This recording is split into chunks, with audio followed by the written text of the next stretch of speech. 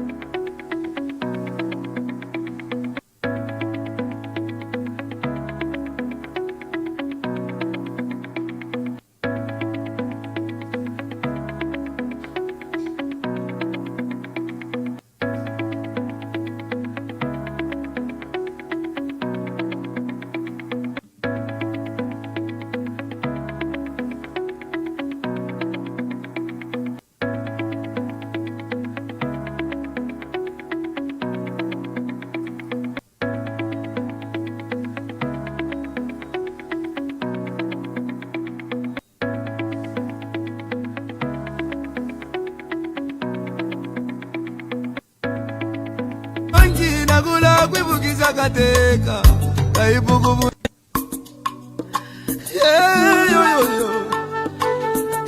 yangu busenindala nakula chilo oke bose tulive na kuyalelo tevyo bayepi amitapendwa ya vintu ifisume vyoto kula kwibukisha kana depochimo lwimbo watemenwa katongi abazunga batita katongi nakula kwibukisha kateka kaibukubu nakapona neseko syove pamenso yangu abaume baya iyaba baume iyaba baume kateka wabantu iyaba baume twakulira lelo twakulira shikakukonke milimo shove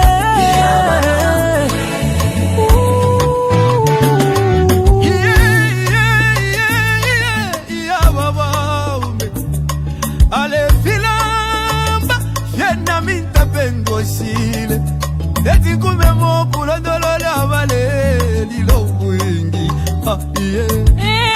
iseko wingi mwakwete iseso wingi mwakwete mwaya mwende wino tata wesu katushi muchi wakege wali bomba kale lomba mwatuja tulelilake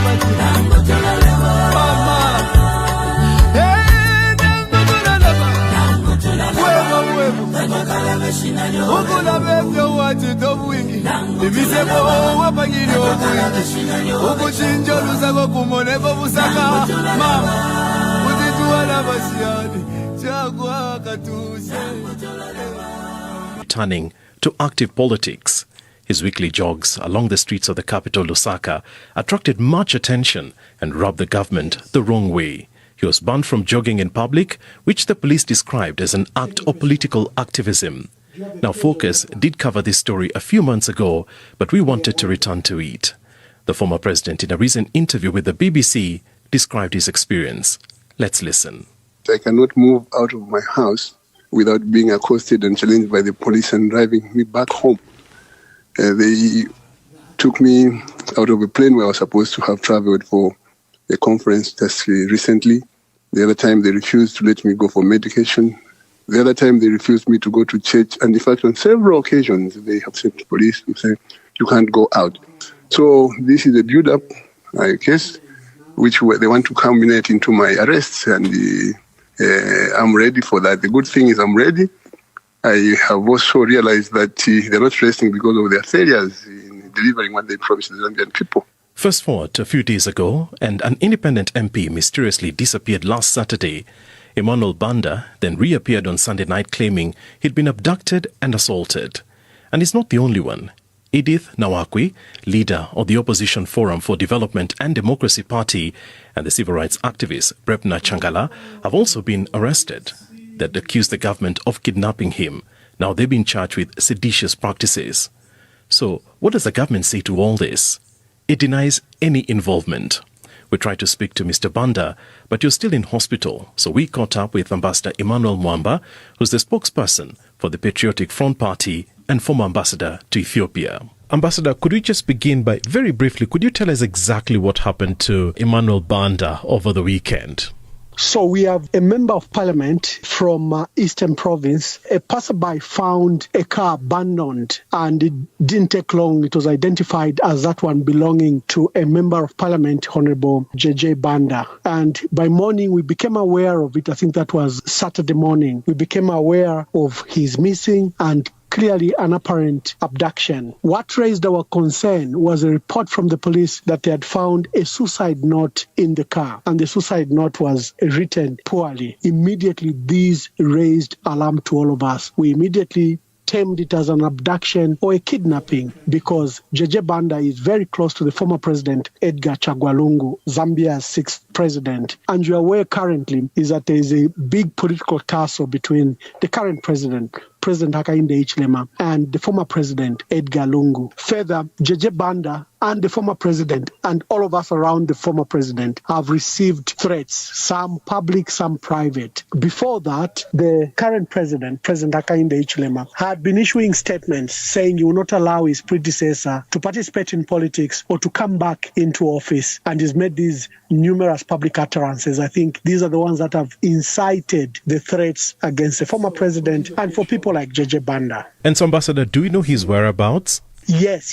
He was later discovered on Sunday to Monday morning outside Lusaka in a district called Kafue. He was abandoned by his abductors, and the family and the police then went and retrieved him. He's been under treatment. He preferred, and the family preferred, that he be treated under a private hospital, but the police forcibly removed him from the private hospital where the family had taken him and took him to a military hospital called Minor Soko Medical Center. Government has stated that because this is a serious matter of criminal abduction, therefore they needed to get custody of Honorable Jay Banda and then take the matters out there. The family are very concerned. The threats against Jay Banda's life came from people associated with government. Right, so we've heard from the Home Affairs Minister, Jack Mwimbo, who's denied any involvement in the disappearance of JJ, that's the Honourable Member Banda, and the arrest of other leaders. What's your response to that? It's extremely premature.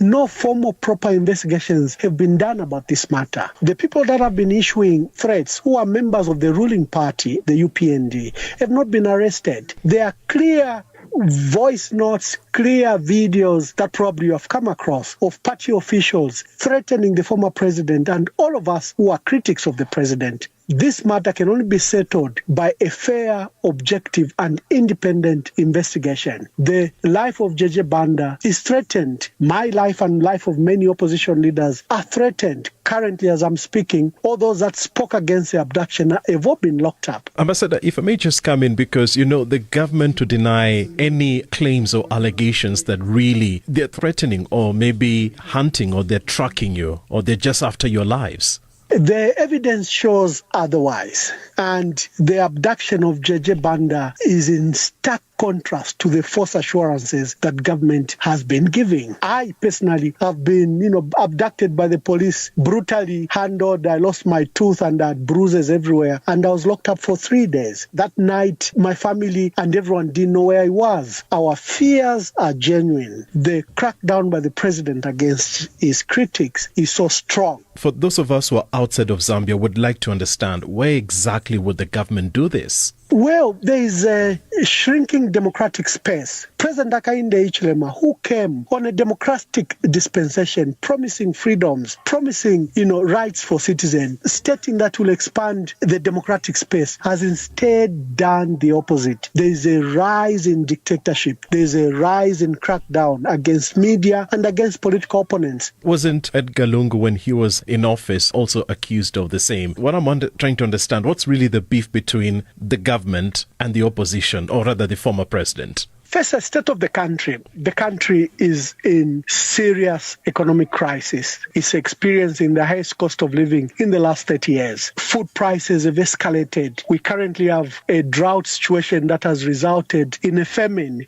where 6 million people are threatened literally with famine. So you have a country in dire distress. We recently had health outbreaks like cholera, dysentery, typhoid, anthrax, and government has not handled these matters very well. They've instead gone to the critics who are raising these issues. Ambassador, because you have got a significant representation in Parliament, I wonder, as the opposition, what have you done to resolve some of these concerns and the pressing issues that are facing you and ordinary Zambians, as you've stated it? Our parliament, I think, again, you've heard where our parliament members of the opposition face frequent suspensions every time they raise this issue, where you have a speaker with a very stern hand that has not allowed the opposition in parliament to freely speak. We are speaking of the shrinking democratic space, and these have been reported even by Human Rights Watch International. Ambassador Mwamba, here at Focus on Africa, we've covered substantially, what's been really going on in Zambia, and we've actually even had the occasion of speaking to your colleagues. This has been happening for quite some time now. So what's new? What's new is we had 2021, we had the general election. The entire country, we had the massive turnout. The people reset a button. They elected President Hakainde Hichilema to start afresh. We are 60 years as a country. We thought, and many Zambians thought, that President Hakainde Hichilema is going to help with that reset buttons. Corruption should be behind us. Torture of political opponents should be behind us. Harassing the media and political opponents should be behind us. Yet let me just interject. Full circle info. But your record was just equally as bad as you accused the current, ruling party. Correct. So does it give them license to repeat what Zambians ejected, what Zambians rejected? Does it give license to President Hakainde Hichilema to harass his predecessor, to harass all of us members of the opposition? It doesn't. Zambians elected him to expand freedoms. Zambians elected him to resolve the economic crisis. Zambians elected him to abandon the bad traits of dictatorial and autocratic tendencies that has preoccupied this country. The supporters of Hakainde Hichilema would be saying then you lack credibility because of what you had been accused of previously. So you would not be the best persons actually to, criticize the ruling party or for its ills, as you allege. I just cited the Human Rights Watch International that has catalogued these human rights and freedom abuses. The Zambia Conference of Catholic Bishops, one of the largest Christian denominations in Zambia, have sounded alarm that there's a shrinking democratic space, that there's corruption, and that the president is handling his opponents and critics very badly. You have the Law Association of Zambia that has bemoaned this attack on the opposition, the attack on democracy. A wrong remains a wrong, whether committed by Edgar Lungu or committed by Hakainde Hichilema. Corruption is corruption, whether committed by Edgar Lungu or Hakainde Hichilema. Tribalism is tribalism, whether committed by Edgar Lungu or Hakainde Hichilema. The crime doesn't move away. What we should focus is to remove that crime. All right, Ambassador Emmanuel Mwamba, thank you very much for speaking to us on Focus on Africa. Thank you. Just continue whatever you are doing. You are not adopted, no independent. That one I'm serious. No independent will manage you. No that sounds independent. Strong, huh? So those who want to stand, an ultimatum yes, to all your members. Yes, the issue here is aspirants. You cannot, my friend. We want this UPN to outlive us. We want UPN to outlive all of us. So you cannot create another political party. This message is very strong on the ground. People want to stand as an independent. But you can UPN. I never want to choose a chairman nomination. Nikamba pan as your national youth chairman. Constituency youth chairman, wherever you are in the country, no one will go independent. Ever you're sitting in person to adopt, you want to go independent, you stay in your PND. Campaign for that one is going to be adopted. How will that happen? It will happen, you will do it. I can tell you for the first time. Today you ask me, even the opposition will apply the same method. It is time. We need to put things in order. So there will be order. Nakamba kuti siru anaita bwanji anaona nkondo. I'm too much on the ground. Chairman, And what powers are you going to use? It's not the power. The powers are within the party. The constitution allows for independent candidates. Pamene pano, yenda. I have no issues here. IP, today you stand up on your own, you start going as an independent. Now using the structure of the party, have no problem. You come to the structure of the party, you have been introduced. All these things you go in their structures. Tomorrow not adopted. I'm not going. No, you're disturbing the vote sky. But if today you just go on your own, Wanyamuka Chabi, you go as an independent, I have no problem with you. You can go. But those who have gone now in all the constituencies across the country, here we are strong, where we are weak, as long as you have gone in the structure of the UPN, you have spoken to the chairman of the party at a constituency level, ward, everything. My friend, Sumuzaiona, the issue is only one candidate which is needed. I'm not campaigning. We need to be serious as a party. 4 years taking government, 5 years. About a disturb. No. It is me, and I've got a list of everyone. Kasema lembani wonsa. Ikafika time yafika time hapa kulibe ya mene September kulibe kala chemu UPN. No one can go. No, kala chemu UPN, no one going anywhere. Kala mu UPN. You can continue. Even the parties are aware. Can we adopt somebody who is not popular? No. We adopt somebody who is popular. But the one who is popular. That's a dictatorial behavior you're trying to introduce now. We are managing. Are you going to block in all the party? Those during the I've said you cannot filing come of nominations? In the party. Are you going to block them? No. Listen. Can't come in the party using the structure of the party. You are using the popularity of the president and the party, and then tomorrow you decide to say I'm going independent. You leave it that way because everybody. No, leave it. Is coming. I have a lot of room. I can add even. So you divide the vote. So don't worry. You have almost 30, 50 members of parliament who are independent. You are creating another political party. Are they going to be loyal to you as UPND? Are they going to be loyal to the president? You know. Me as a national youth chairman have said, this message, it has decampaigned me. People don't talk, but I want just to tell you that Suza Imilila. It ends there. Suza Imilila. The party will choose on one person. No, that one is like a Tonse. We campaign for the same person. No nomination. Unless maybe I won't be the national youth chairman. Even if I'll be the trustee, still more who apply that method to each and everybody. Because it helps the party to stay in government for so many years and to ensure that the president we have and the party manifesto. Good day. Today, Thursday, 11th September 2025. Tomorrow, the head of state will be presenting the national budget. Now, he will be presenting the official statement, the official opening of parliament. This is literally the last official opening of parliament that President Hakainde Hichilema will do. And there's another one that happens in January, February for national principles and values. That is literally an extension of today's address. So this is literally his last address to Parliament before we go to elections in August 2026. And his dear brother, Dr. Stumbeko Msokotwane, will be presenting the national budget, I think on the 26th of September. This is a budget session. Parliament has just opened. It will be officially opened. It's a budget session, essentially.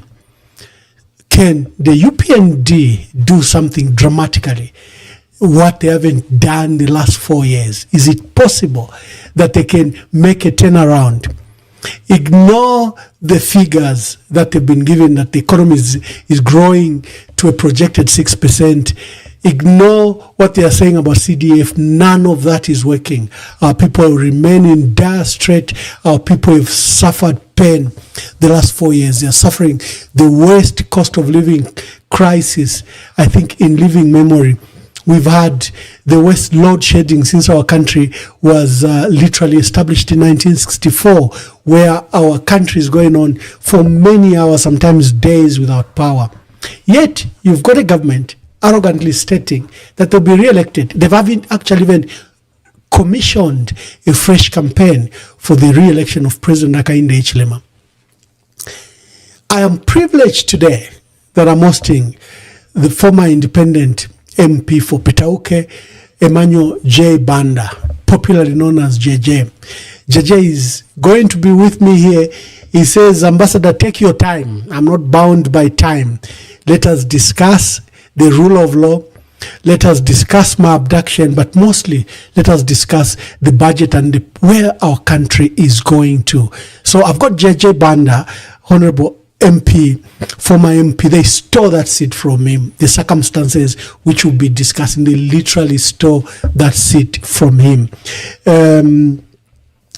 The scourge of abductions, and JJ Banda is a picture of that. The human rights record of our country has sunk terribly, and JJ Banda will help me discuss. I played the videos of his abduction when the weekend that he had been abducted, and I spoke to BBC just to freshen our minds about that sad state of affairs. That his abduction has cost his seat, it has cost literally his life. It has cost Mfue MP her seat because she commented and demanded JJ's release and condemned the remarks that came from southern and northwestern provinces. Munir Azul is in prison because he stood with JJ. The cost has been very high. JJ himself is in exile because of that matter. JJ has a song he plays on his page, and he has requested me that I play that song. Now, JJ, let me look for your song. There's a Catholic song that he plays, and he says, Ambassador, just for 2-3 minutes, play my song, and then we discuss. So let me look for his song that we play it. He says he loves it. I wish I had time to put it in a video format.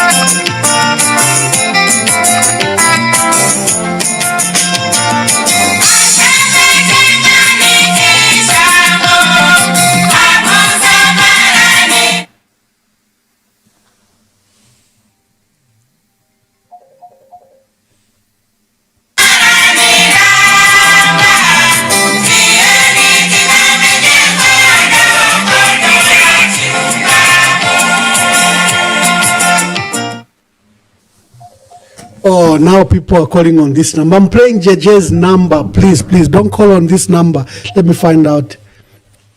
Hello. I'm live. Please don't call on this number. Just let me see if I can play something. Just a minute.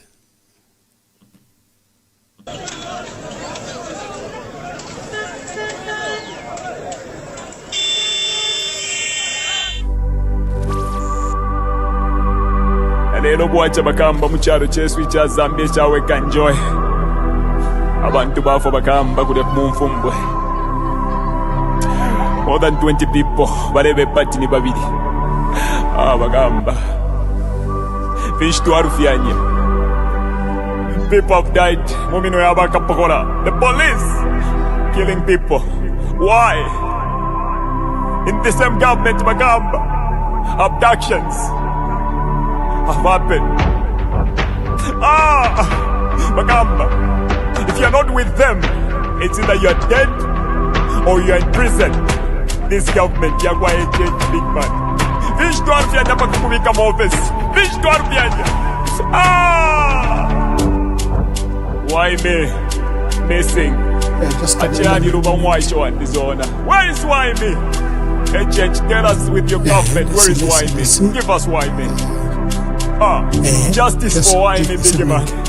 Wachila mo wala tupwisha bega kutupwisha bagamba. Tetwale kyo kulanda big man. You see? Maina batata. Sambe tuwasevana. Bagamba. Waneza tuwapweni. Mujala tetu. Iti ya Zambia. Tuamona mwempwa. Bagamba. Tuamona mwempwa. protection for grandma. Oh, we take on toilet. What do let the lama? Amazara mush. No, you can take her. What I bump today? No, you can take her. Apa number bane. Mufulo pa mufulo. Mufulo pa mufulo. Wakuvota bane. Mufulo pa mufulo. Mufulo pa mufulo. Wakufuatika. Mufulo pa mufulo. Mufulo pa mufulo. Wakufuatika fuatika. Mufulo pa mufulo. Mufulo pa mufulo. When you taya kwa fwe. Mufulo pa mufulo. Mufulo pa mufulo. Aikona man. Mufulo pa mufulo. Mufulo pa mufulo. Itaya kwa fwe. Mufulo pa mufulo. Mufulo pa mufulo. Yakuriati kwenyu. Mufulo pa mufulo. Mufulo pa mufulo. Mayona batata. Ba mayona batata. Which one have you connected to? First one is amenso. Batu sendela nomba batu ipaila na hope Yesu. Endika chagwa lungu watu bela tinani kwa tila plan B. Nomba tu wadishiba plan B aba mmino ya kualesa. Bantu banga wala fa mucharo chesu cha Zambia. Nibanga bantu wala wa mucharo chesu cha Zambia. Bambire kuli Jay Banda. Nibanga bantu wala wa prison. Abena chitotela chilangwa wote wa prison netunguru shina shimbi na shimbi. Muri one government ya kwa church. Abantu naba kwa mweleza.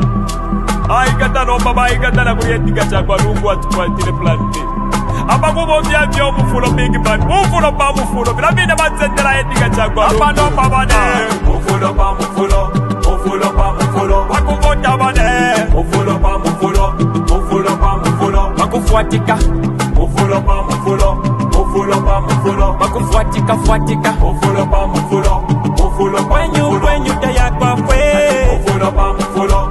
Mufulo pa mufulo. Aikona man. Mufulo pa mufulo. Mufulo pa mufulo. Itaya kwa fwe. Mufulo pa mufulo. Mufulo pa mufulo. Yakuriati kwenyu. Mufulo pa mufulo. Mufulo pa mufulo. HH does not mean well for Mother Zambia. Zambia to Asebana, this is not the Mother Zambia that we were left with by our ancestors, our forefathers who fought so hard to liberate us. Dr. Kenneth Kaunda, Nalumino Mundia, Mama Julia Chikamoneka, Simon Mwansaka Pwepwe, they fought so hard to put this country on the map, to put this country where it is today. No man would destroy this country because we believe in unity. One Zambia, one nation, and we shout together, we will change, and we are going to change this government. My name is Blaze Zambia.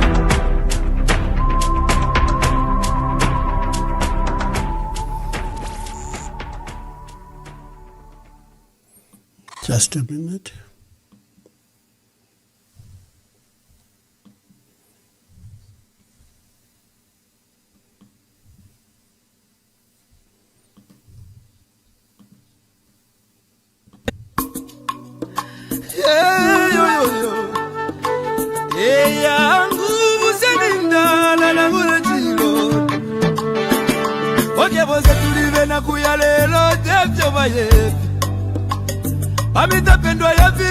Yes, I'm sending this Wimbo wa temenu wa katongi Abazunga batita katongi Nagula kwibukiza kateka Kaibuku na kapona Neseko siove pameso Yangu ama umebaya Iyaba ume Iyaba ume Kateka wa bantu Twakulira, lelo twakulira Shikakukoke milimo shove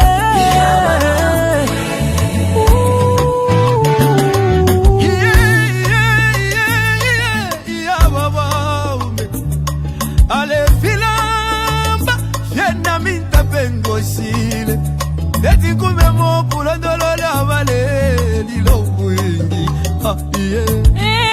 Iseko wengi mwakwete Iseko wengi mwakwete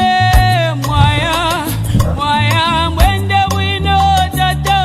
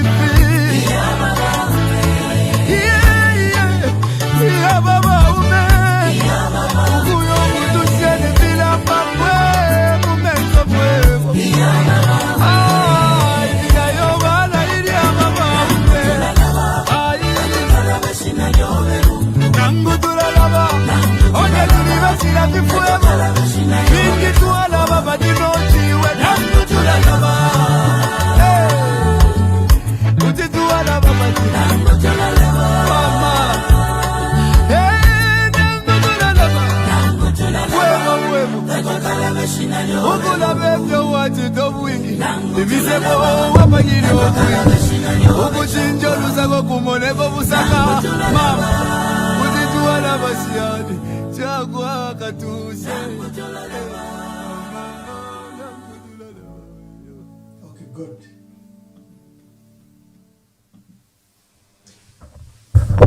Wonderful. Just the glitches, my dear brother is somewhere else, I'm somewhere else.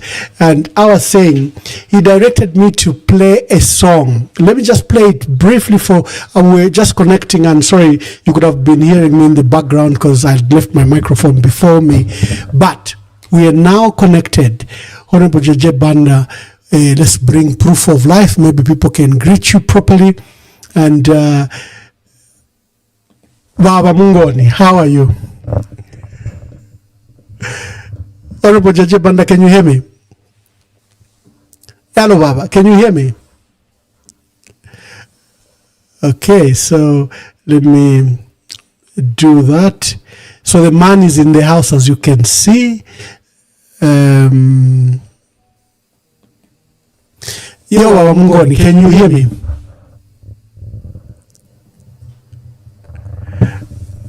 Hello, sir, can you hear me?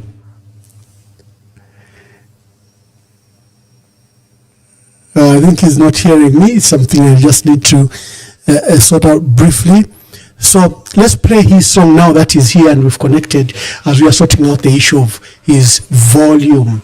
Honorable Jay Banda wants me to play his favorite song, and he has what he wants to say about this song. Today we are discussing the state of our country, and we are discussing just where are we going as a country. That's what we are discussing today. And I've got Honorable Jay Banda, Honorable Jay Banda, to help me with the discussion of the state of the country. I'm just trying to resolve his issue.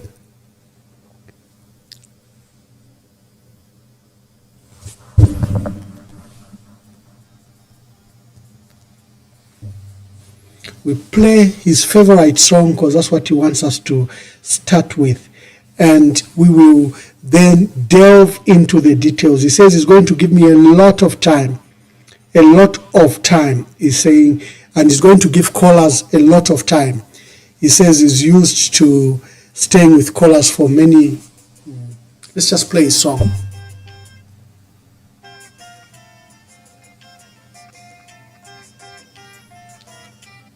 First time, let's look for your song.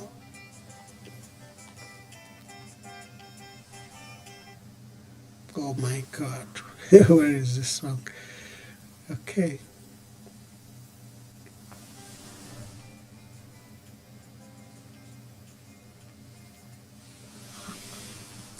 Just a brief, sorry.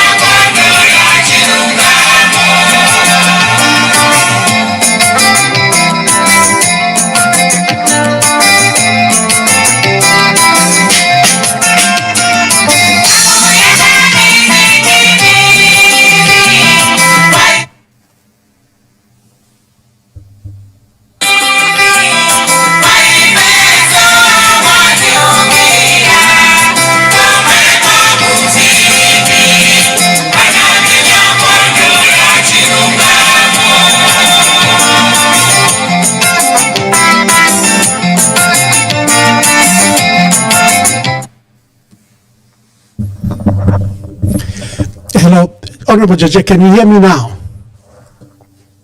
Honorable Judge, can you hear me? Yes, I can hear. Yes, I can hear you loud and clear. Oh, wonderful, wonderful. How are you?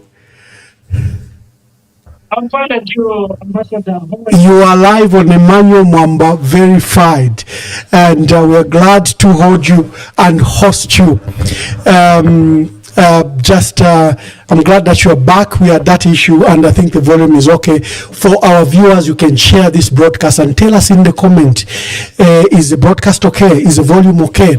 Because we are going to discuss very important things. Are we okay? Are we reaching you okay? Is the broadcast okay? And that is what we're making sure that everything goes very well. Honorable JJ Mulibwanji Mbuya, how are you? Mulibwanji Mungoni.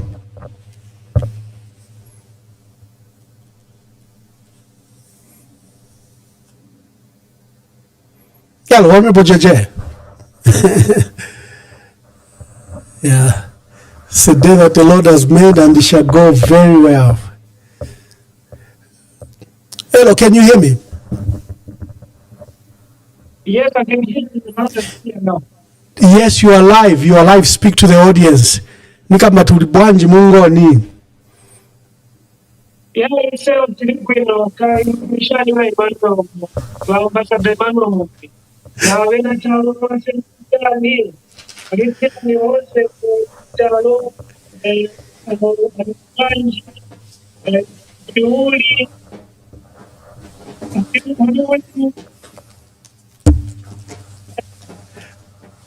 Mungoni, just 30 minutes ago I saw Urina Chunsu. You are keeping a lot of hair. Manje mwaibisa.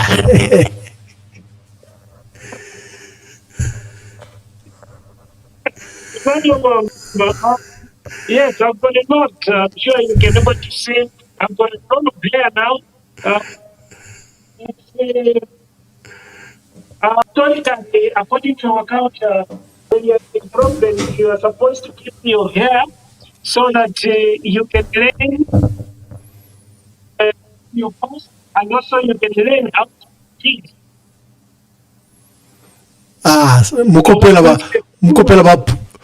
Mukopela ba president akainde ichilime chunsu icho.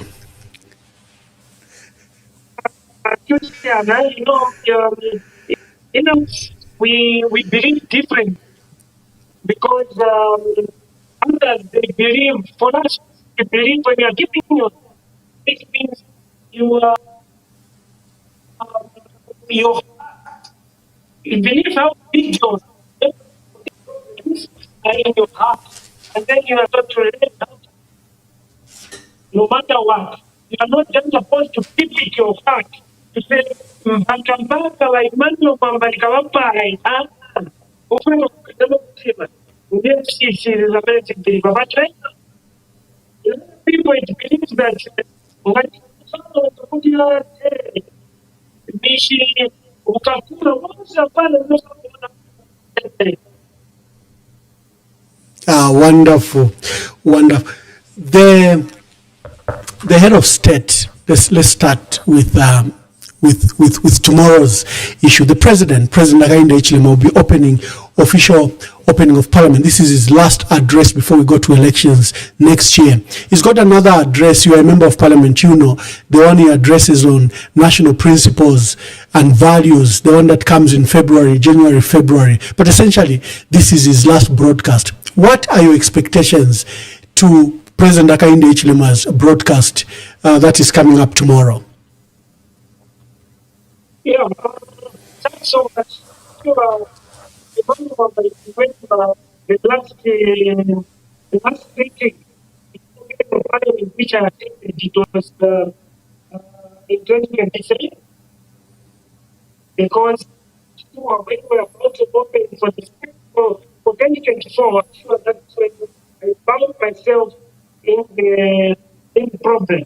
So if you remember the judgment decided, when I was asked in Parliament to say how taking the address of the head of state, you remember it comes that after the address, when you debate the address, you start debating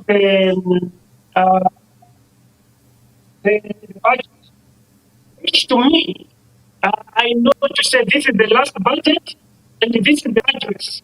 This is the last September for the European government, Mr. Hani Shivama. So, if you remember 2023, I said this address, it's a contracted one.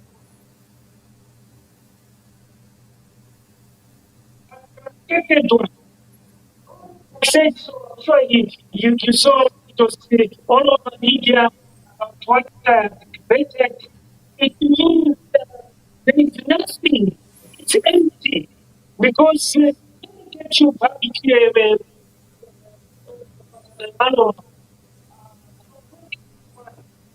the budget on top of the people in 2021. Address, Mr. promised a lot of things.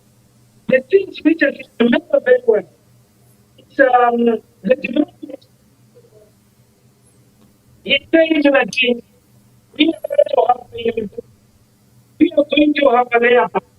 We are going to have some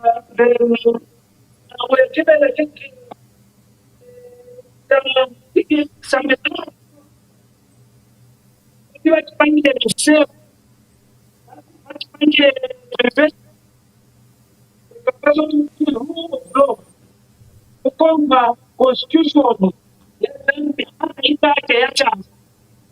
2022, it was the same. 2023, it was the same. 2024, waiting to be the same because we haven't seen anything. Even when we ask you tomorrow, when one of the members has to be coming to Ishirema to say, can you show us any law official how I have done for Eastern Province such Chipata, that's China Road. Why come to say that I cheat the road? Here, Bangladesh to a cheetah. So, that's Chama Road. Remember that one, it was funded. And that was on track. When the European government took over from the previous government, but they moved away that those that allocation of money from Chipata Mdanzima Road, it was taken to Western Province to go and do that road called Prison Road. Up to today, when you want to travel from Chipata to Mdanzima, which is about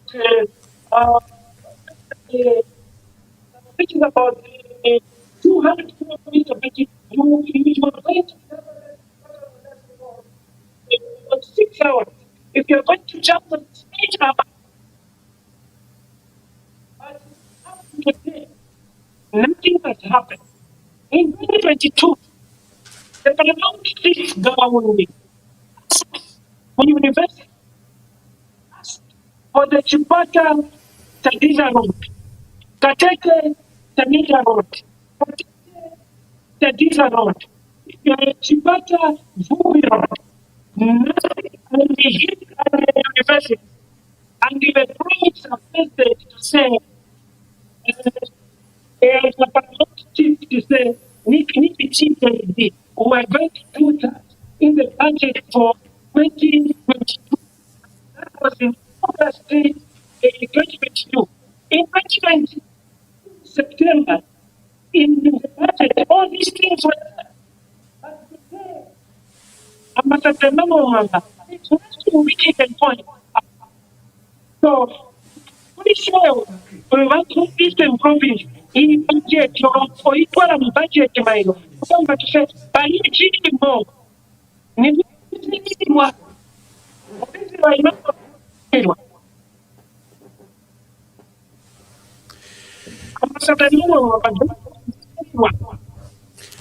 Yeah, well, I'm wearing headsets and the quality of your sound is a bit is a bit poor.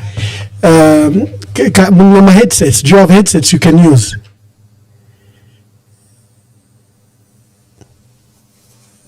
Do you have headsets you can use?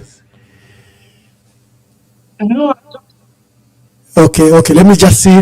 Let me just play your song, and I try to resolve. I'll call you on your phone. What we are saying is very important, and we should get you very, very clearly. And the link we've given you is a very good link. So let's just sort that out briefly. Thank you very much. If you're joining us, I'm hosting Honorable Jay Banda, former independent MP for Petauke. You know what has happened in his life. They've stolen his seat from him. He went through a lot of things that we want him to express to us, but we're discussing the rule of law because it affects him. He's literally a poster, what you'd call a poster boy of the abductions that are happening in our country. You have a Chingola businessman, that people are even forgetting about. Tony Konga Sakashanda was abducted on January 17th from his house by police officers from Kitwe and from service headquarters in Lusaka. Tony Konga Sakashenda has never been seen. It's been now going to 9 months. The family have been to every mortuary, they've been to every police station, they've been to every police prison, and they can't find him. He's not the only one. Waimi was abducted from Zimbabwe using illegal means. They didn't have any warrant of any. This is a cross-border offense. There was no Interpol processes that was used. There have been various cases. Judge Muma, they abducted a judge, made him sign a document that he had committed suicide. Lucky enough, the Lord saved his life, and fishermen found him. You abduct a judge. So JJ represent that sad part of our history in our country, and we want him to speak to us very well, and we want him to. But I'm having just some challenges with his volume. As you can see, his picture quality is very good. We might have to do something unorthodox. I might put his picture here and call him, but we'll sort it out. He has a lot of things to say to the country, and we are glad to host him today. So just be patient, as we do this. Nimbona wa UPND wale tuchita mwexao movie, they can't even organize equipment. Movie mwexao. Thank you very much for mocking us. But we are glad that we are speaking to our country in whichever way we can. So God bless you. Just hold on as I resolve this issue.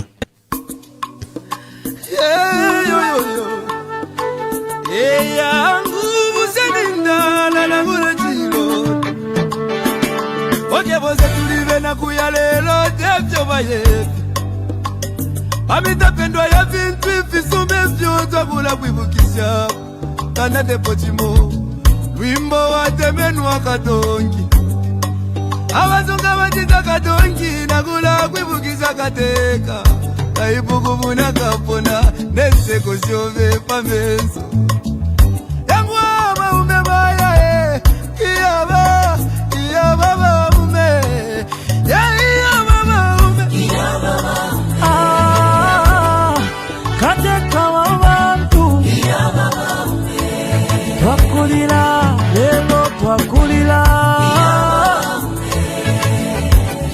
Konke milimo shove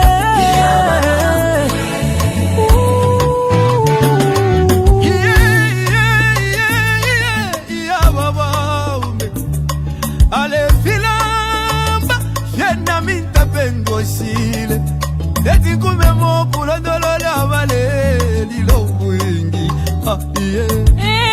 iseko wingi mwakwete isaso wingi mwakwete mwaya mwende wino tata wesu katushi muchi wakege wali bomba kale lomba mwatu jatuleli lake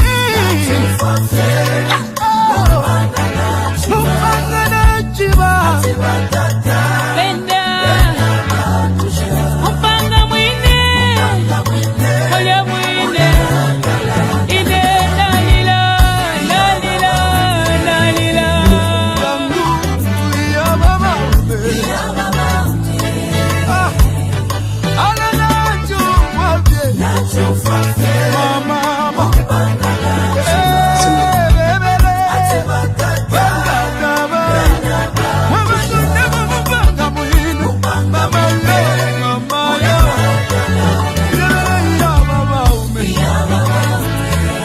No, just Oja bantu baraya no tipi.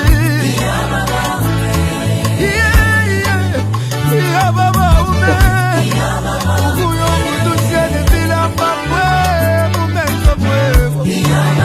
Ay, bila yo bala ili ya baba ume. Ay,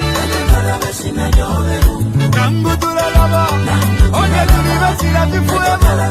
Mingi tualaba badinotiwe. Nangu tulalaba.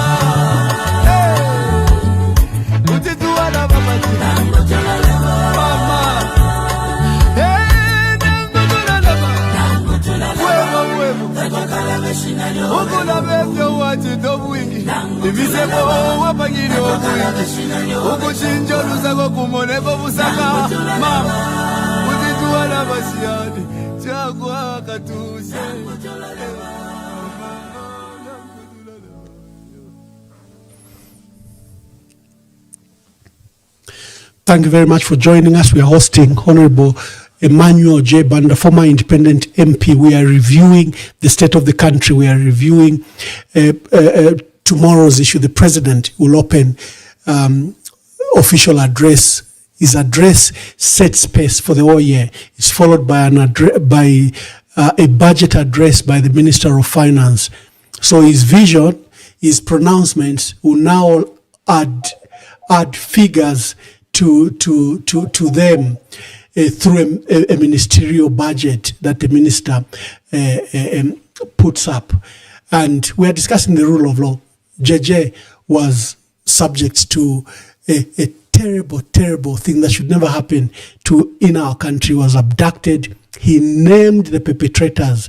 The police instead charged him with armed robbery. Instead of pursuing the named perpetrators, the two officials from State House and the other one from the UPND government, they charged him with and slapped charges on him of armed robbery that occurred in 2015. They were not willing to pursue the case of his abduction. And he has become, like I said, a poster boy. You have Judge Mwamba, High Court judge. They wanted him not to recuse himself from the matter of Mumbipiri when Mumbipiri was facing the murder charge. And the judge said, why should be? I'm the resident High Court judge in Western Province in Mongo. Why should I recuse myself? They accused him of being PF. The next thing we saw, he was being abducted. And they alleged that he wanted to commit suicide. Well, the truth is out there. And there have been many other people. Rizwan Patel, you know the case of the young man from Petauke, very strong member of parliament, member for the PF. You have the Sajus, Sun Pharmaceutical directors, Udit and Vinod, who were also abducted in similar fashion. A combination of the police and UPND cadres. And the matter is, a trial is supposed to start in the High Court because they sued those police officers and UPND cadres that abducted him. We have my case. Then we have a sad case of Tony Konga Sakashenda, a businessman from Chingola, who was abducted on January 17th. He's never been seen. He was taken by police officers from Kitwe, Central Police and Service Headquarters. The police have never told us where they took this man. The family have been looking. Today marks the death of another young man, Mwamba Simbarasha. He was an airport, the control tower officer, and was present on the day of that biggest gold scam. And a year later, the young man died in mysterious circumstances. The police said he had killed himself, but we know from the facts and comments from the family and what the young man feared himself is a case that should not die, should be investigated. Was it an abduction? Was it suicide? JJ Banda himself, is here with me, and I don't want to waste time. It's just these issues we are resolving of the volume. He was here, but I think the volume was not up to standard, and we thought that we should resolve that. So just be patient with us, and I'll be bringing JJ Banda back. You artisanal and small-scale miners, you need to know that we love you. This government loves you. This president loves you. Right? Are you connected? And there's no leader who loves his own family members who drive them into suicide every day. Then you are lying, you don't love your people.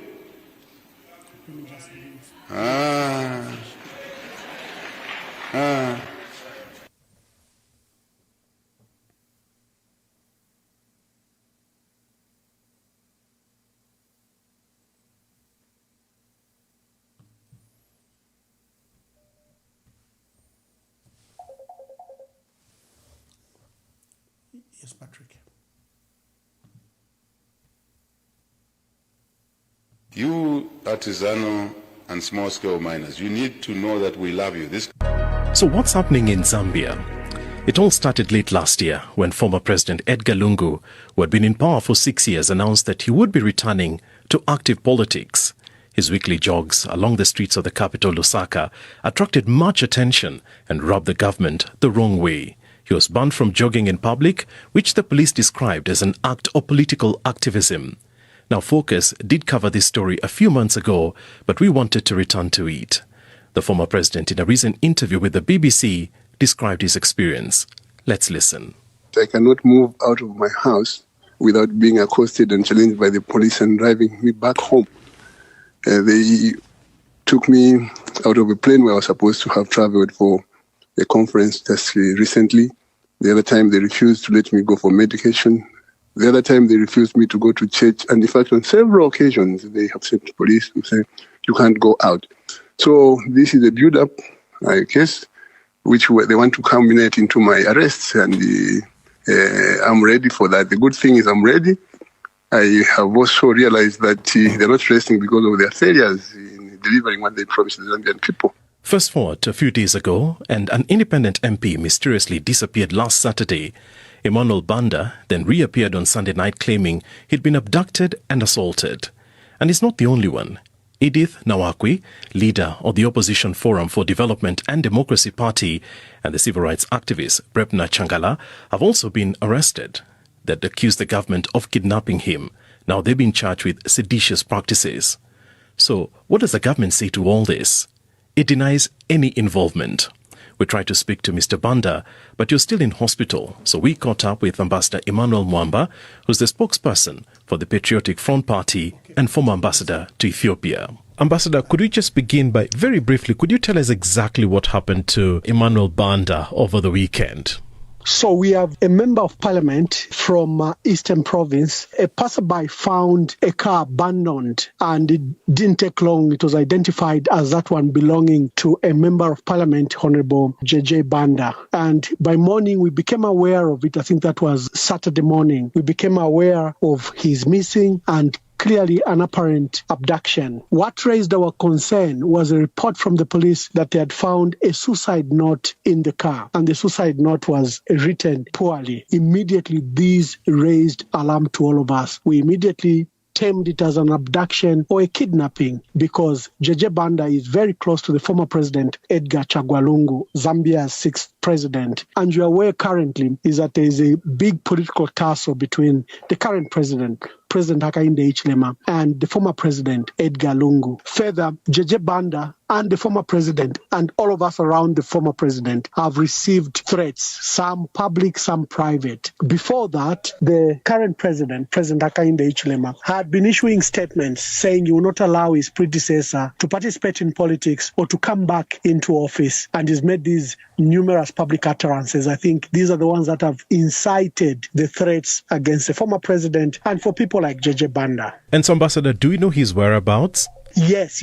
He was later discovered on Sunday to Monday morning outside Lusaka in a district called Kafue. He was abandoned by his abductors, and the family and the police then went and retrieved him. He's been under treatment. He preferred, and the family preferred, that he be treated under a private hospital, but the police forcibly removed him from the private hospital where the family had taken him and took him to a military hospital called Minor Soko Medical Center. Government has stated that because this is a serious matter of criminal abduction, therefore they needed to get custody of Honorable Jay Banda and then take the matters out there. The family are very concerned The threats against JJ Banda's life came from people associated with government. Right. So we've heard from the Home Affairs Minister, Jack Mwamba, who's denied any involvement in the disappearance of JJ, that's the Honorable Member Banda, and the arrest of other leaders. What's your response to that? It's extremely premature.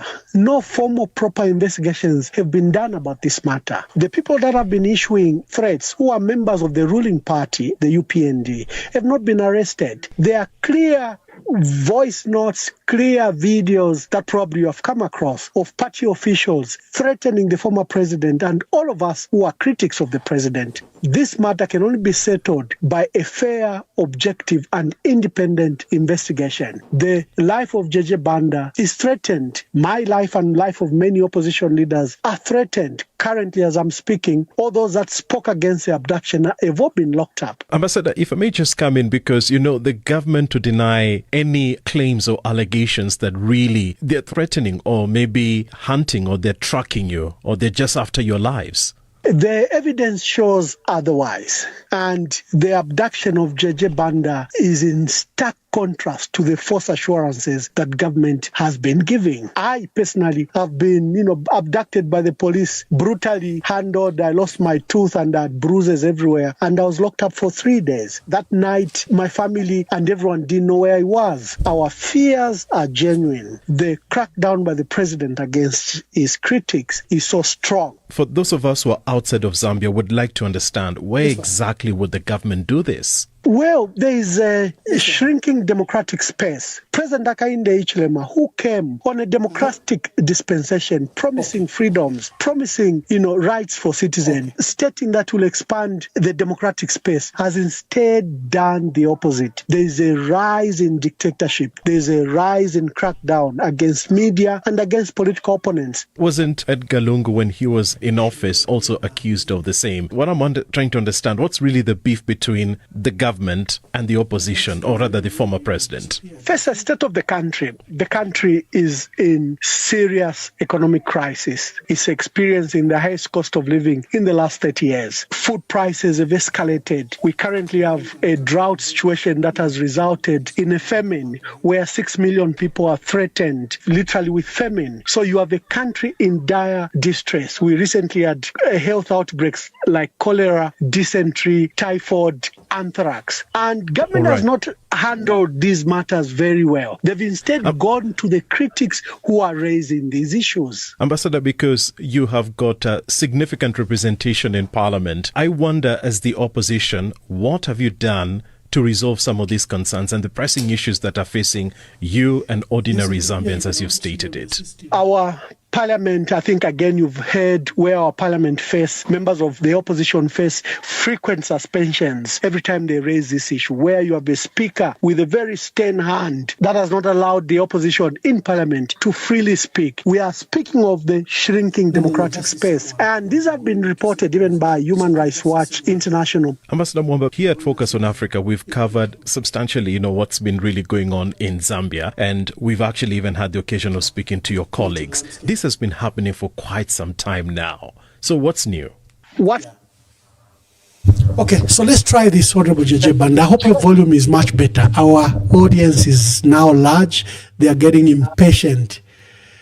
Baba, you were telling us about the budget and what you expect. Just wind up those thoughts about the budget.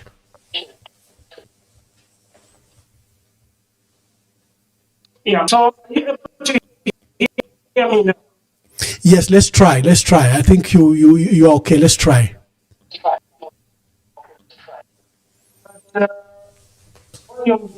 Nothing I can't hear.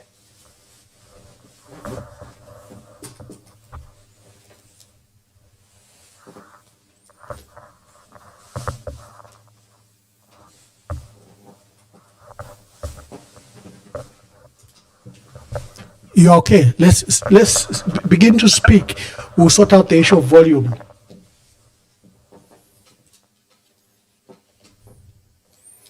No, put it in landscape. Put it in landscape. You put it in profile. Put it in landscape. It's better in landscape. Put it in landscape.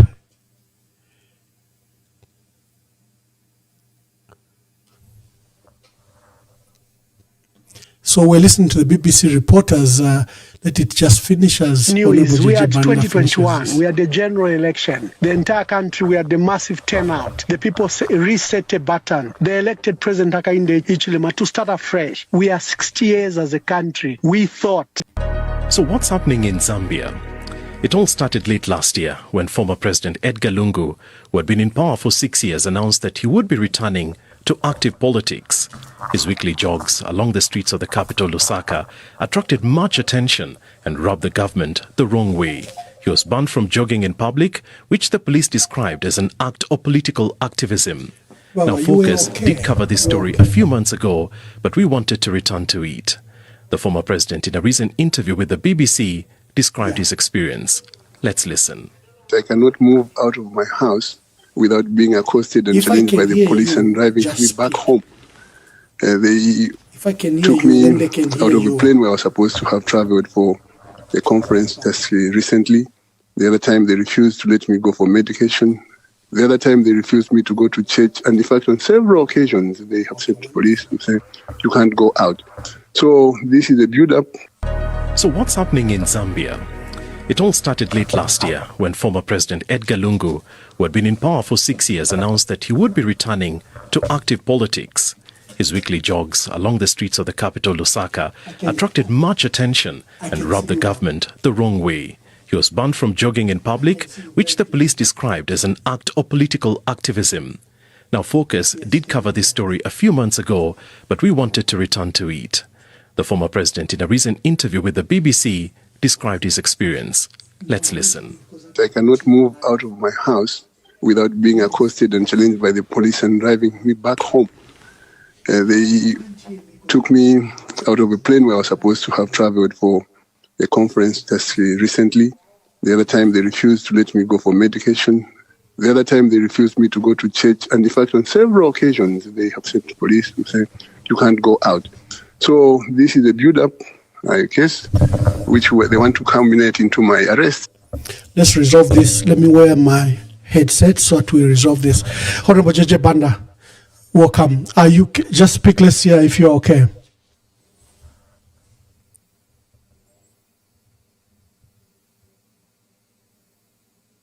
Speak, Honorable Jay Banda.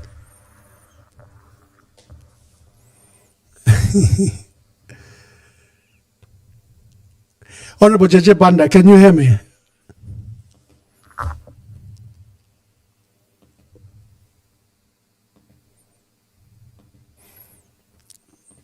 Sorry.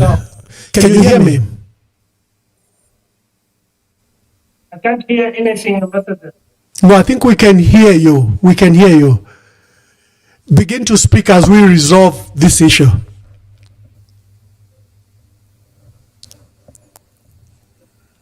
And I'm ready for that. The good thing is I'm ready. I have also realized that they're not resting because of their failures in delivering what they promised the Zambian people. Fast forward a few days ago, and an independent MP mysteriously disappeared last Saturday. Emmanuel Banda then reappeared on Sunday night claiming he'd been abducted and assaulted. And he's not the only one.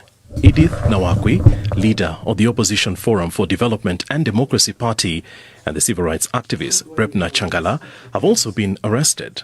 That accused the government of kidnapping him. Now they've been charged with seditious practices. So what does the government say to all this? It denies any involvement. We tried to speak to Mr. Banda, but you're still in hospital. So we caught up with Ambassador Emmanuel Mwamba, who's the spokesperson for the Patriotic Front Party and former ambassador to Ethiopia. Ambassador, could we just begin by, very briefly, could you tell us exactly what happened to Emmanuel Banda over the weekend? So we have a member of parliament from Eastern Province. A passerby found a car abandoned, and it didn't take long. It was identified as that one belonging to a member of parliament, Honorable Jay Banda. And by morning, we became aware of it. I think that was Saturday morning. We became aware of his missing and clearly... Okay, Honorable Jay Banda, can you hear me? Let's try again. Can you hear me? Honorable Jay Banda, can you hear me? Speak, let me hear, speak. Okay. An apparent abduction. What raised our concern was a report from the police that they had found a suicide note in the car, and the suicide note was written poorly. Immediately, these raised alarm to all of us. We immediately termed it as an abduction or a kidnapping because Jay Banda is very close to the former president Edgar Chagwa Lungu, Zambia's 6th president. And you are aware currently is that there is a big political tussle between the current president, President Hakainde Hichilema, and the former president Edgar Lungu. Further, Jay Banda and the former president and all of us around the former president have received threats, some public, some private. Before that, the current president, President Hakainde Hichilema, had been issuing statements saying he will not allow his predecessor to participate in politics or to come back into office, and he's made these numerous public utterances. I think these are the ones that have... Okay, we want to acknowledge. I will try something unorthodox. Honorable Banda, let me speak through the phone. How are you? Speak through the phone because you can hear me through the phone. So I want to see if I will stream you through the phone. No, just speak. Hello, Honorable Banda. Speak in your phone, yeah.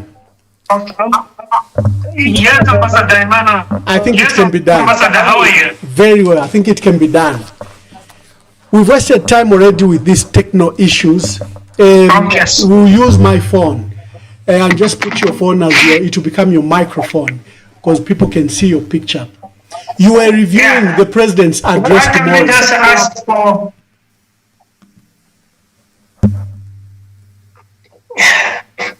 We can hear you. Just speak. Yes, Ambassador.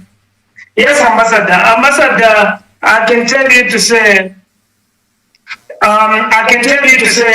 for the address tomorrow, for us in Eastern Province, to come back to Nivizirirwa.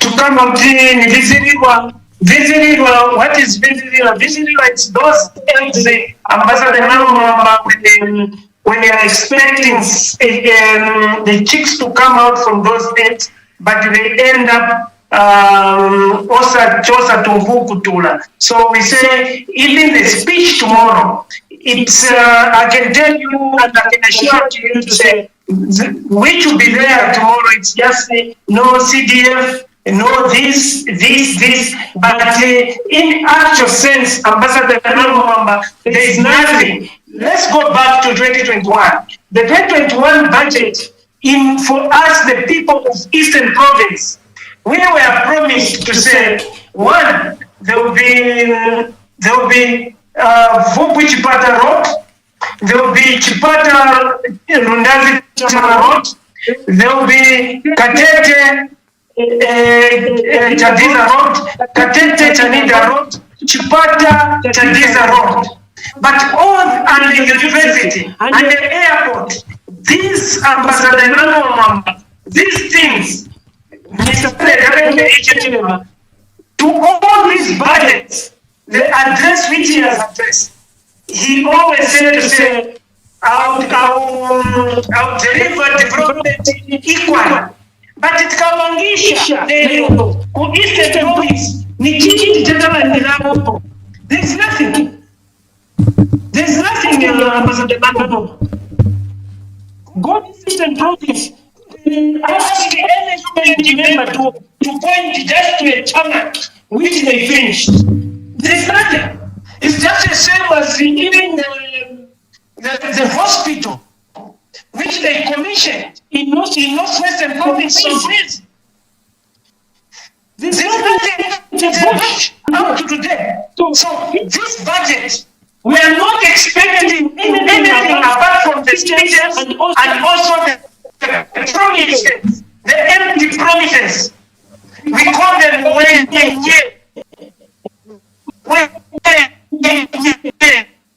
that's what we can expect of us. We don't expect anything. He talks of rule of law. Always he said that I'll deliver rule of law. When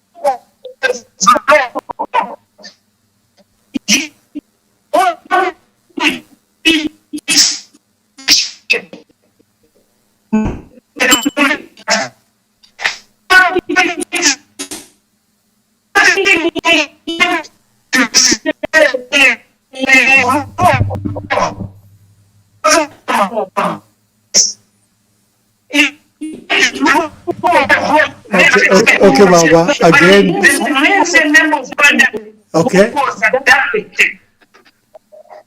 Where the who has been arrested? No one has been arrested. Me, myself, I was abducted. I was tortured. I was done what? But up to today, nothing. But what they did, they brought other cases which are not even there. Kulie na milandu zira, kulile tu, zechileta koma, bebe tukakosha tuse, pali ya mele na mlandu wa abduction, na mlandu wa torture, mlandu wa flopa ya mtu, mwefikisha pana hanga inde chilema, kulie. Tukabakosha lero, misaka inde chilema tuse, misaka inde chilema. Rule of law, Wakoti, in our country, the country is governed by 3 arms of government: judiciary, legislature, and executive. But all of them, for the first time in the history of our country, seeing the speaker who is supposed to be a referee, who is supposed to be neutral, siding with the executive. Where? It's a taboo. For the first time, where a constitutional court delivered judgment, but they come back again. To give judgment again to the already judgment which the constitutional court judged. For example, for the late president, may so rest in peace, Dr. Edgar Chagwarungu. That case which was in the constitutional court, today where is it? Again it came back to constitutional court. They gave a fresh judgment. Is that the rule of law which he promised? The constitution, our constitution, he has abrogated the constitution for so many times. He was supposed to appoint the youths in parliament to nominate, because Article 259 is very clear. He's supposed to nominate a youth. But has he done that? But tomorrow you'll be in parliament, promising a lot of people, promising a lot of things, which he has failed to uphold. So I can assure to you, Ambassador Emmanuel Mwamba, to say, people are tired, and the people, they already know the person whom they are removing next year. That's why even now there's a celebration. Tomorrow people will be celebrating to say the person we want to remove is giving the last speech tomorrow for the opening of the parliament. Now we are waiting for him to close parliament.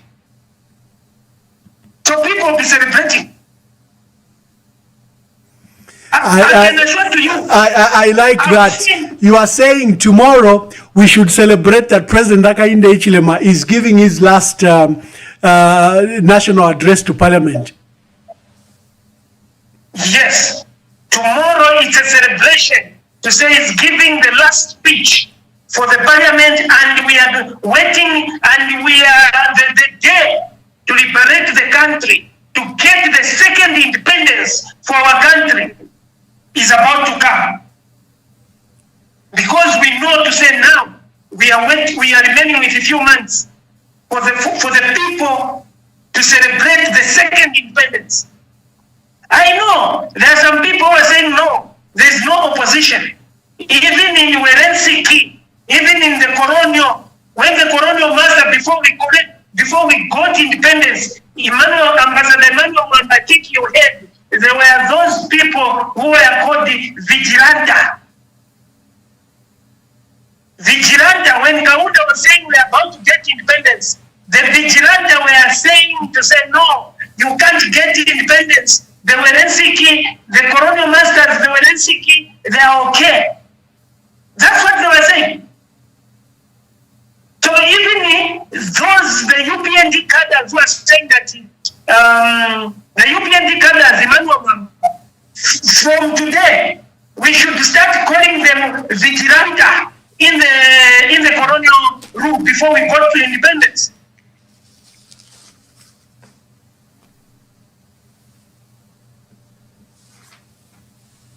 should call them vigilante, because the vigilante were very loyal to the whites because they were eating together with those whites. And when we said that we are going to get independence, they were saying that no, you can't get independence because they were eating. But they were forgetting to say the ordinary Zambians were suffering. So it's just the same even today, what is happening. Take the people that were dying. And it's evident enough today that someone has committed suicide at the farm of the minister. Now you can see, Ambassador, that the same rule of law which the president promised that is going to uphold. Today we can see that our men and women in uniform, they are now taken backwards. That's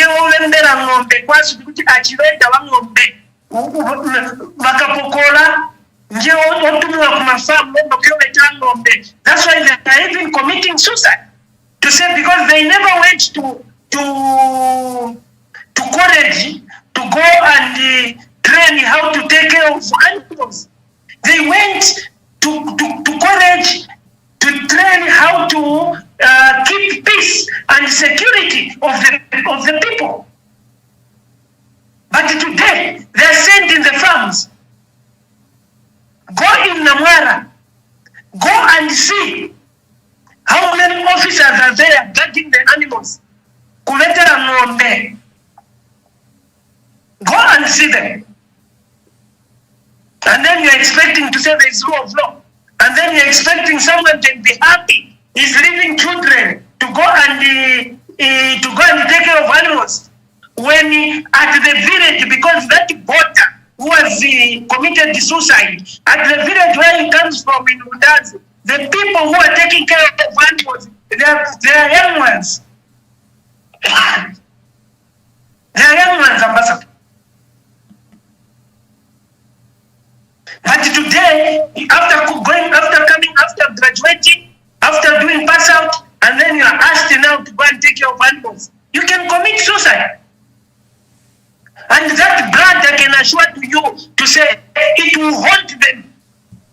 Honorable Jay Banda. Sure you can, Honorable Jay Banda. Yes. Are you saying the reported death of the police officer who has died at the residence at the farm of Honorable Musokotwane was sent there to guard Honorable Musokotwane's animals? Is that what you are saying? Yes. Now at the farm, what can you guard at the farm, Ambassador?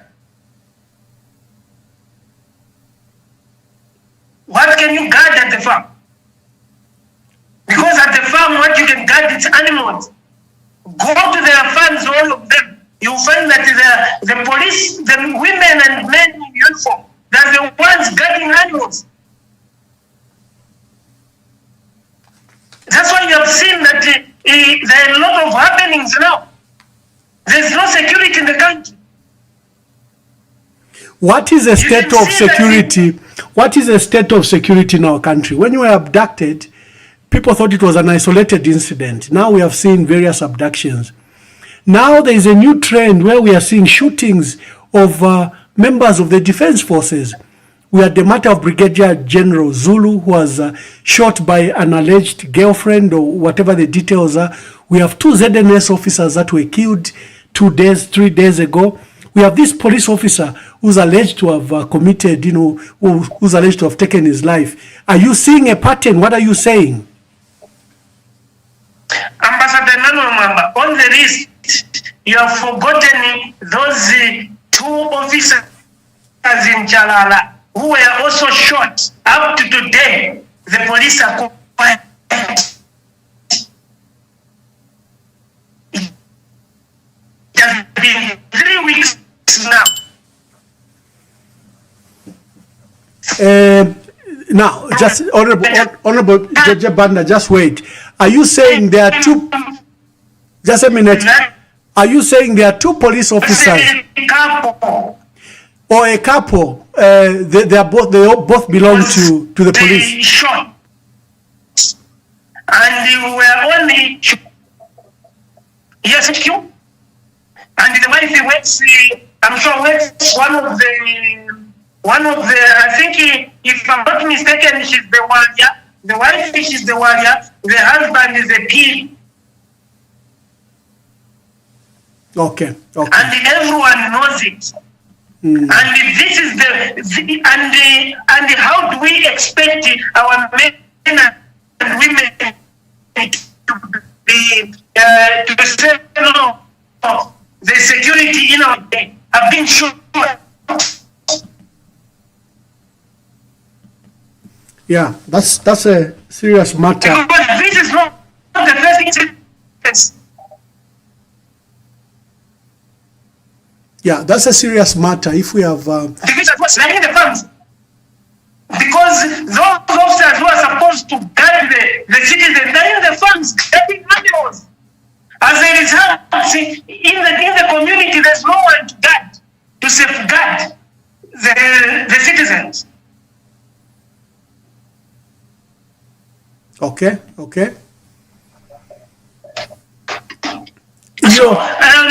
Your case. I want you to speak briefly about your case. Like I said, it has ramifications. You have your colleagues Munira Zulu and Maureen Mabonga, who were sent to prison because they were defending your case. Are you concerned that they never took your complaint?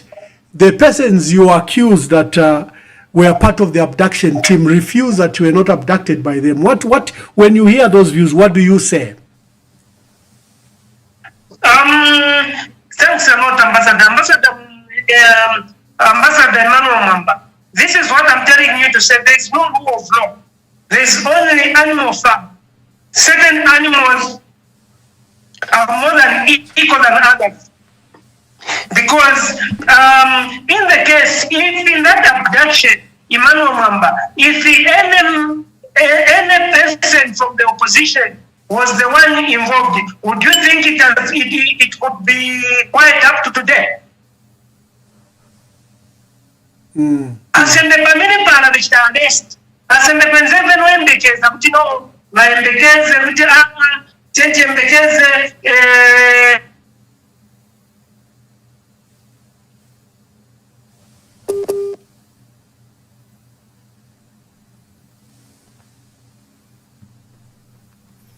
Okay, wonderful. We are hosting Honorable Jay Banda.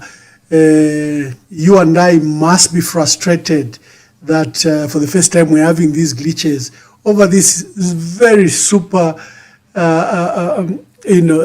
super streaming software we have. We should not have these kind of glitches, but we are hosting our dear brother, and now we are just using his phone so that he can speak to us and we'll be able to open the phone lines that he can take your calls. Honorable Jay Banda has called that the budget tomorrow is called it a stillbirth. He compared to eggs, that are not that cannot turn out into chicks. That's what is called the budget. And he's saying, let us celebrate tomorrow that this is President Hakainde Hichilema's last national budget address to the country. And he's saying, let us begin the march to independence, our national independence. So I'll bring him on again, and his line seems to have dropped, but I'll bring him on once again.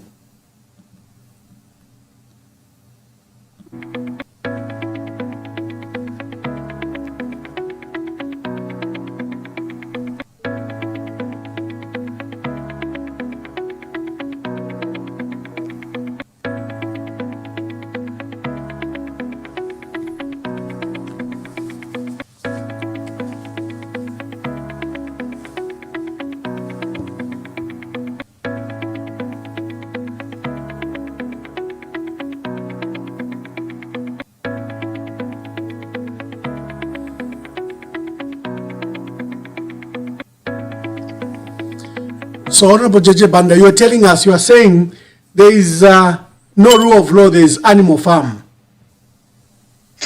Yes, so tomorrow we are expecting to address, to apologize to the people, to say, I'm really sorry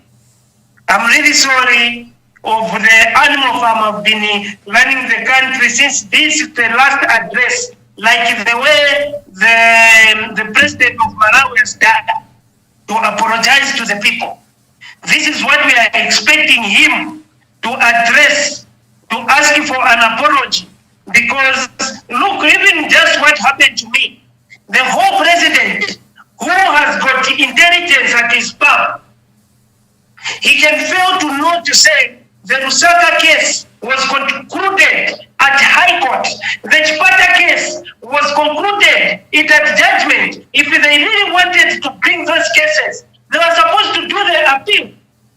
But look, the whole president breaking the constitution to be the number one, to injure the constitution which he promised the people of the country to say is going to uphold.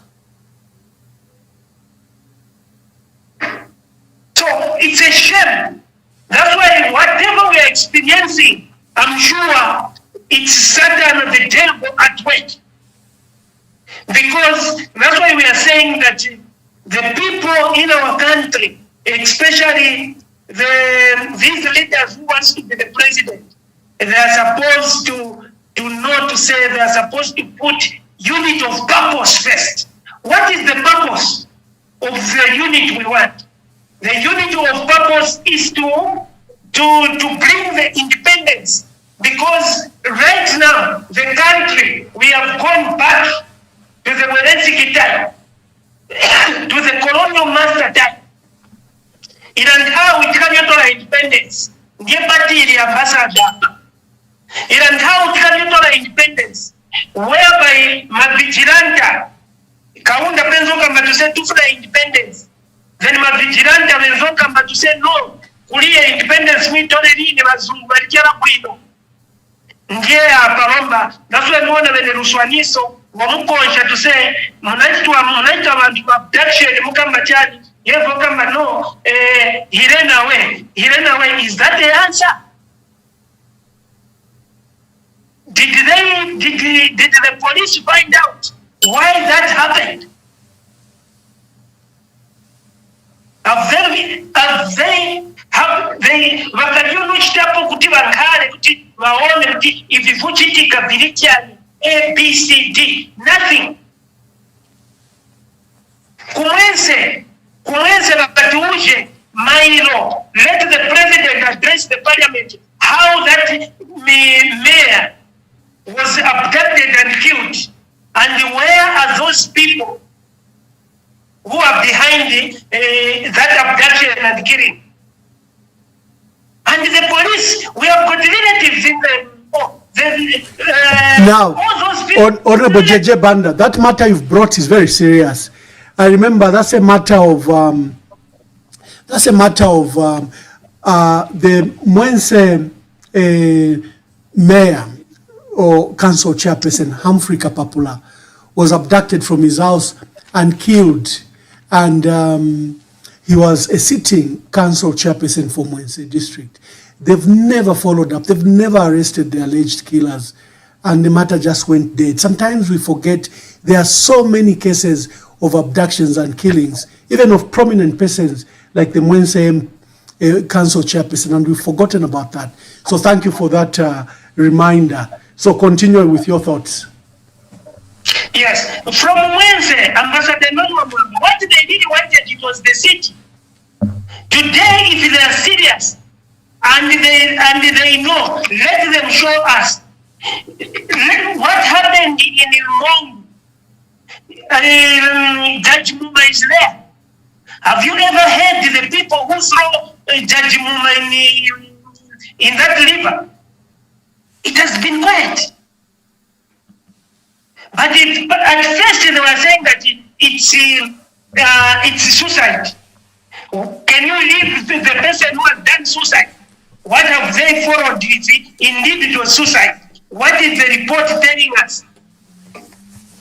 If the president is really, if the president ngatokonda vantu avo vati uchechinji paliva ambassador paliva Jaji Muma woti uchatiani report nivanenze chita abduct Jaji Muma ngati ni suicide vajaji Muma na suicide yao vafikana nopani, because suicide, committing suicide, it's an offense.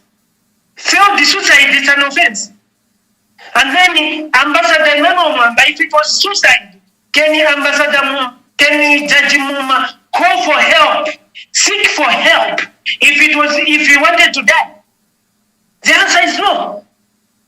But all those things is the president is quiet.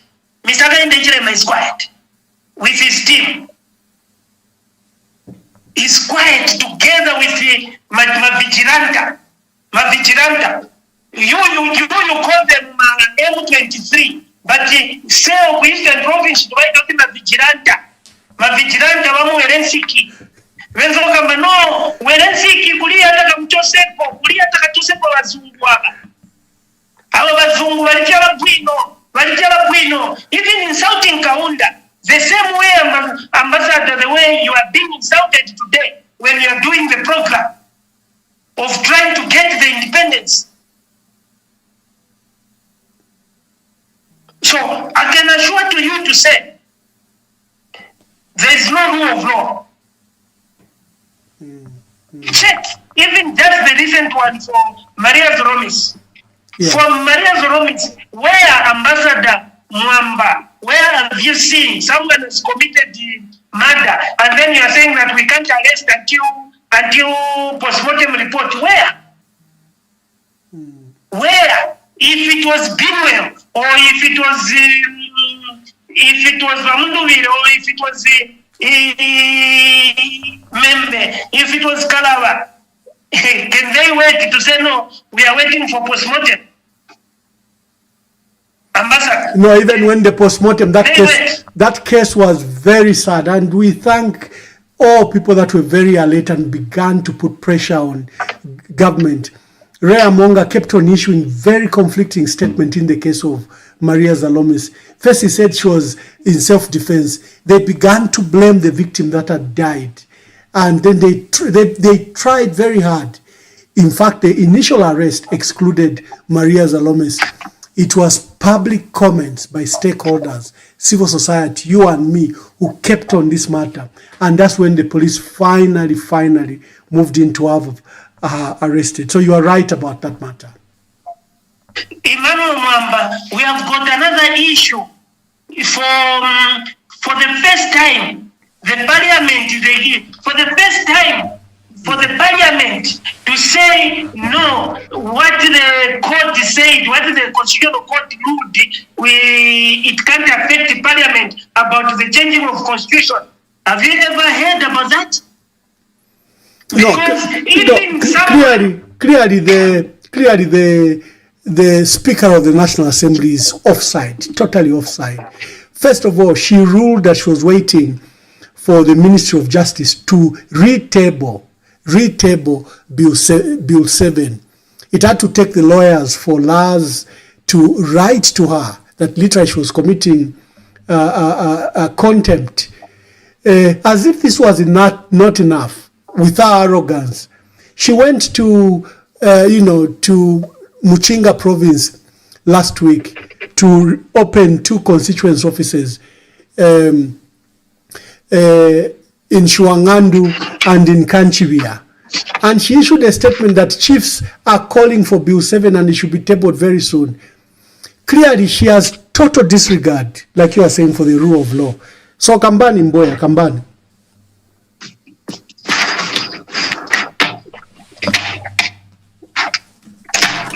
Yeah, so, Ambassador, I can assure to you to say the country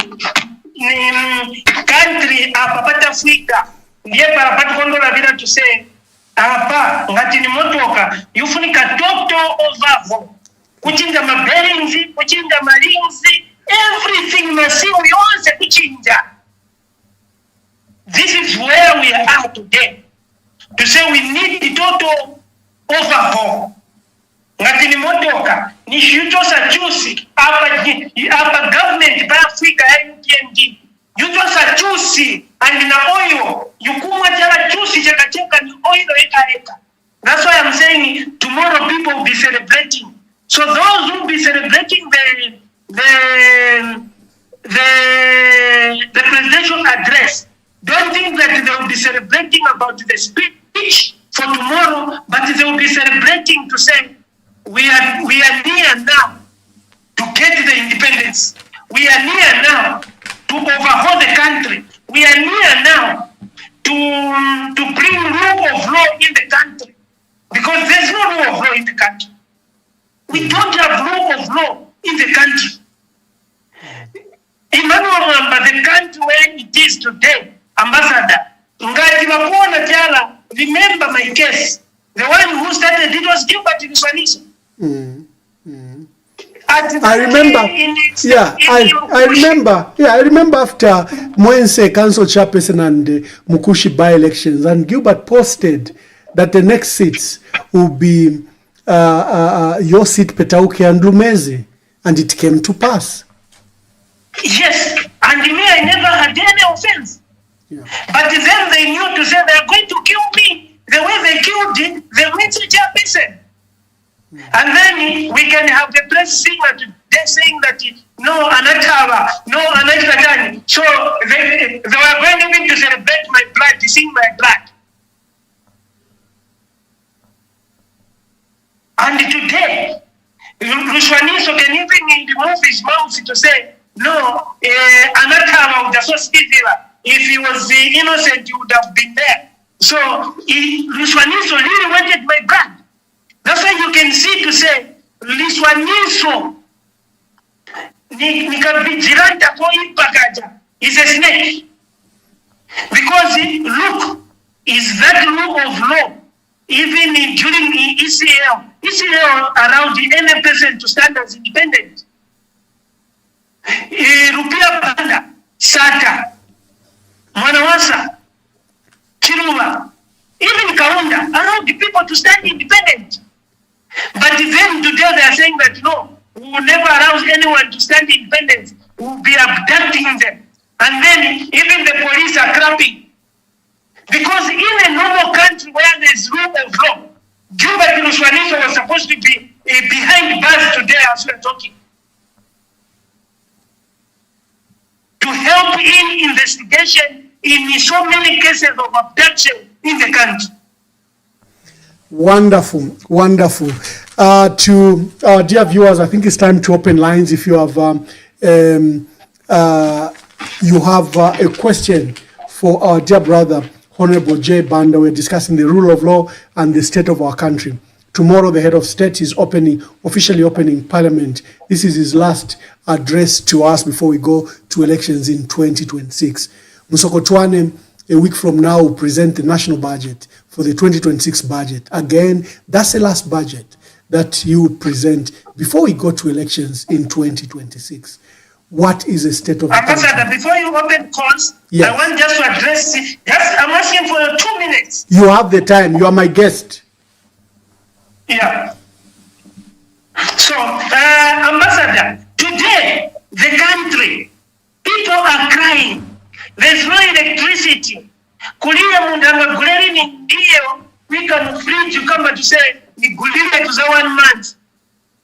That's why there's so much hardship, because you can't manage to keep the money, Ambassador, from 1 to 30. You are waiting for the next salary to keep the money for your village. There's no electricity. There's road shedding. Where is electricity going? They are selling our electricity to the neighboring countries to pay civil servants. The country, they don't have money to pay civil servants. Today our electricity is being sold to pay civil servants. That's why even last month there was a delay of payment of civil servants. But all of them are quiet. They're just saying to say, until 2019, we'll be in power. You'll be in power up to 2019. You are failing to pay civil servants, but you are selling electricity to the neighboring countries. And then you can say no, we are a peaceful country. We everything is okay. Emmanuel Mwamba, tomorrow, people will be celebrating to say they will be remaining within few months so that they can continue staying without load shedding. If you remember very well, ECL before moving out of power, he commissioned additional power supply at Kafue Gorge, about 250 or 350 megawatts. And even him, he went again to top up another 350 to make it 700.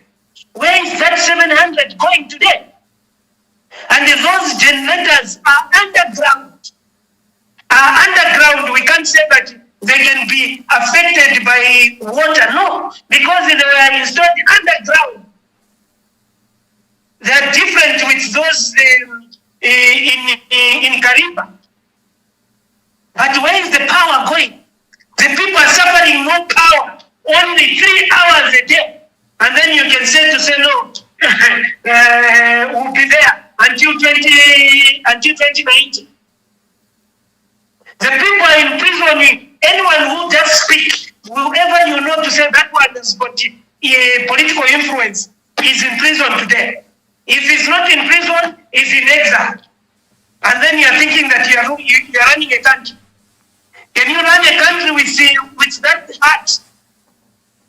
Even him, when he committed an offense of treason, which if he can be remembered today doing what he did, it can be the end of him.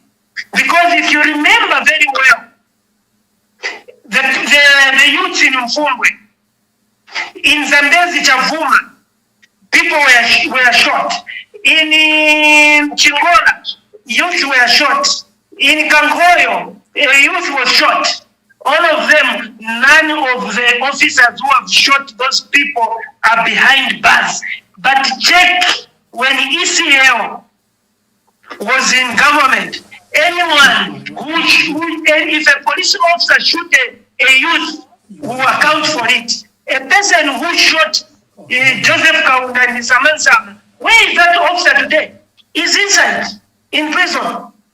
But him, when an officer shoots someone, because they want blood, they say no, it was defense. That's what gentlemen we say.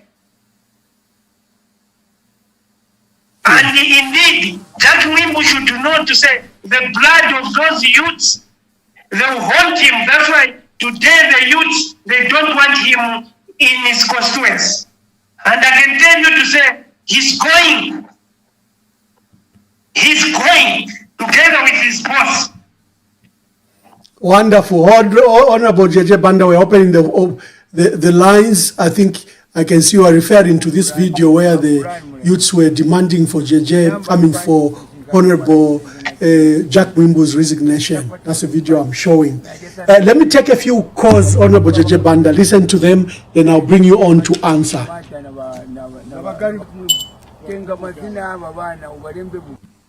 We have our first caller. Caller, please tell us your name and where you are calling us from. Hello, good evening, Ambassador Mwamba. Good evening. This is Ambassador. I'll use the title Ambassador because they are also Ambassador. This is Ambassador Mumbi Piri. Oh, wonderful. Calling you from Chongwe. Wonderful, my dear sister. How have you been? God is merciful. We are hanging in there. We thank my God. son JJ, how are you? I'm fine, and you, ma'am? How are you? I'm very well, thank you. JJ, I want to find out something from you. And please be open and tell the nation. I was once incarcerated, as you are aware, for 429 days in Mongo. During that time, I was admitted in Lewanika General Hospital for 3 weeks. When I was in hospital, my husband and my children were not even allowed to come, to touch me. They were there, but I was being looked after by the prison warders for 3 weeks. Even when people claimed that you had escaped from Chipata General Hospital, I refused. I said, there is no way somebody who is incarcerated can run away from the custody of the prison officers. In fact, now in Zambia or anywhere in the world, when the prisons were changed from prison to correction, they even started employing doctors, nurses, let me say medical personnel, to look after those who are in hospital. If you are in prison, you are sick, they look after you. My son, tell the nation what really happened. Because me, I couldn't believe that as sick as you were, you could jump from that high window where those police officers, the IG, the prison, the correction commissioner were looking up. Reminding me of the disciples who were looking up when Jesus Christ was going to heaven. Are you able to tell us what really happened? And as I conclude, Mwamba, it's true there is no rule of law in Zambia. Truly, from what Liswaniso said, that they are going to be abducting people who stand as independent. That guy was supposed to be in cells by today. No, bakumwesu efiri abalanda atakadwa kalina emirandu kala ibalabala abduction yarekitika mu kyalo. No, at least God has answered our questions from the careless mouth of Gilbert Liswaniso. Thank you very much, my son. I'm waiting for your response. Good night. Thank you. Honorable Mumbipiri is a former Deputy Secretary General of the Patriotic Front. And remember the matter we're talking of, Judge Muma of the High Court of Mongu. He was abducted because they didn't want him to hear the case of Mumbipiri. Honorable Jay Banda, before I take other calls, there are a lot of calls that are coming in. Maybe would you like to answer Honorable Mumbipiri? Thanks a lot, Ambassador Emmanuel Mwamba. Ambassador Emmanuel Mwamba, I think I'm on record saying that that matter is still, you remember those officers are still in court. That matter is still in court, but what I said, I challenged Jack Mwimbo to say, Jack Mwimbo, can you tell the nation exactly what happened? Because myself, Ambassador Emmanuel Mwamba, ask the doctors. I went into the theater. From the theater, I underwent the operation. So someone from the theater, someone who is still whom even the doctors, they are the ones who are cleaning my wounds. If he can did what Jack Mwimbo was trying to tell the nation. That's why I'm saying that Jack Mwimbo, the blood of the Zambian people, is going to haunt him together with his government. And time will come, that case will finish, then we'll tell the nation exactly what happened. But the people, I'm sure, they're supposed to judge themselves to say someone who came from the theater, who the doctors operated, and after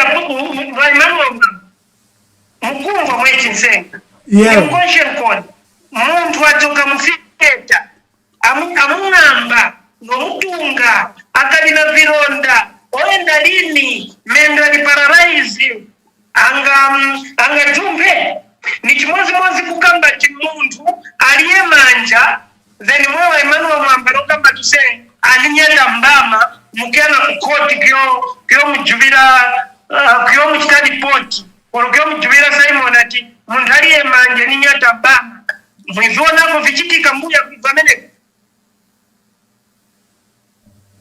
Thank you very much. Let's take some more calls. Auntie Mumbipiri will understand. You are saying the matter is in court.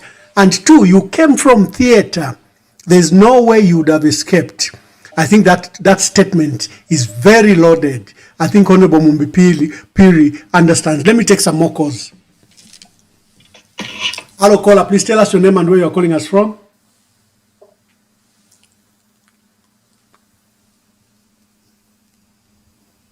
Hello, caller. Please tell us your name and where you are calling us from.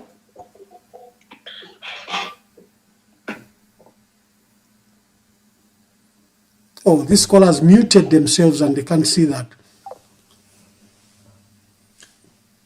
Okay. There's another call. Let's just take a few calls and we see. Hello, caller. Please tell us your name and where you are calling us from. Hello, Ambassador Mwamba. This is Danny calling you from Canada. Danny, make your contributions. My contribution is we've heard from the JJ, and for me it's a pity that we have a government that can just terrorize people and citizens of a nation for no apparent reason. But all I'm asking us, all Zambians, we should not give up. We should talk and we should speak out, because the more we become silent, the more we'll make them feel like they have won, but they haven't won anything.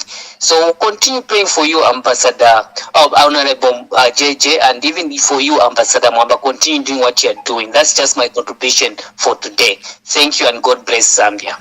Thank you very much. You can call. It's your time to call. Honorable JJ Banda is here. We apologize the earlier glitches. We shouldn't have been having any glitches. We've resolved stream issues and stream software. We shouldn't be having these issues, but we had them. Hello, caller. Please tell us your name and where you're calling us from. Am I clear, Ambassador Emmanuel? Yes, you are. Please tell us your name and where you're calling us from. Thank you very much. I will opt to remain anonymous. You will have the opportunity to do so. Thank you very much. I want to sympathize with JJ Banda and of course Samaya Mumbipiri. These are not days of dictatorship. Days of dictatorship are long gone. And we are not going to allow dictatorship in this country, Emmanuel. We procured this freedom of expression, freedom of association with blood. People lost their lives in the quest for Zambia to be independent. And we are not going to go back. Having said that, I want to state that these cases, like for Honorable Emmanuel Jay Banda and Honorable Mumbipiri, these cases must be properly documented and presented to the Hague. This government must be able to answer for all the atrocities that they have committed. Days of impunity are long gone. We want these cases to be properly documented and presented to the International Criminal Court to ensure that everyone mentioned must have a day in court. We have people who have been mentioned who are associated with the president and they are still serving now. They are still being protected. Everyone who has all the cases being committed now must be properly documented and presented to the Hague to ensure that this government, the government officials who are involved in all these atrocities can go and answer for their crimes at the International Criminal Court. Thank you very much, Ambassador Emmanuel. I'm signing out. Thank you very much. Honorable JJ Banda, let me just take a few more calls so that I bring you in to answer some questions. Hello, caller. Please tell us your name and where you are calling us from. Caller, you are live on radio or on EMV. Please tell us where you're calling us from.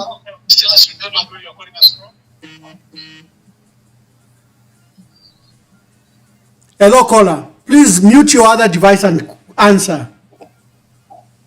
Good evening. Good evening. Good evening, Mr. Emmanuel.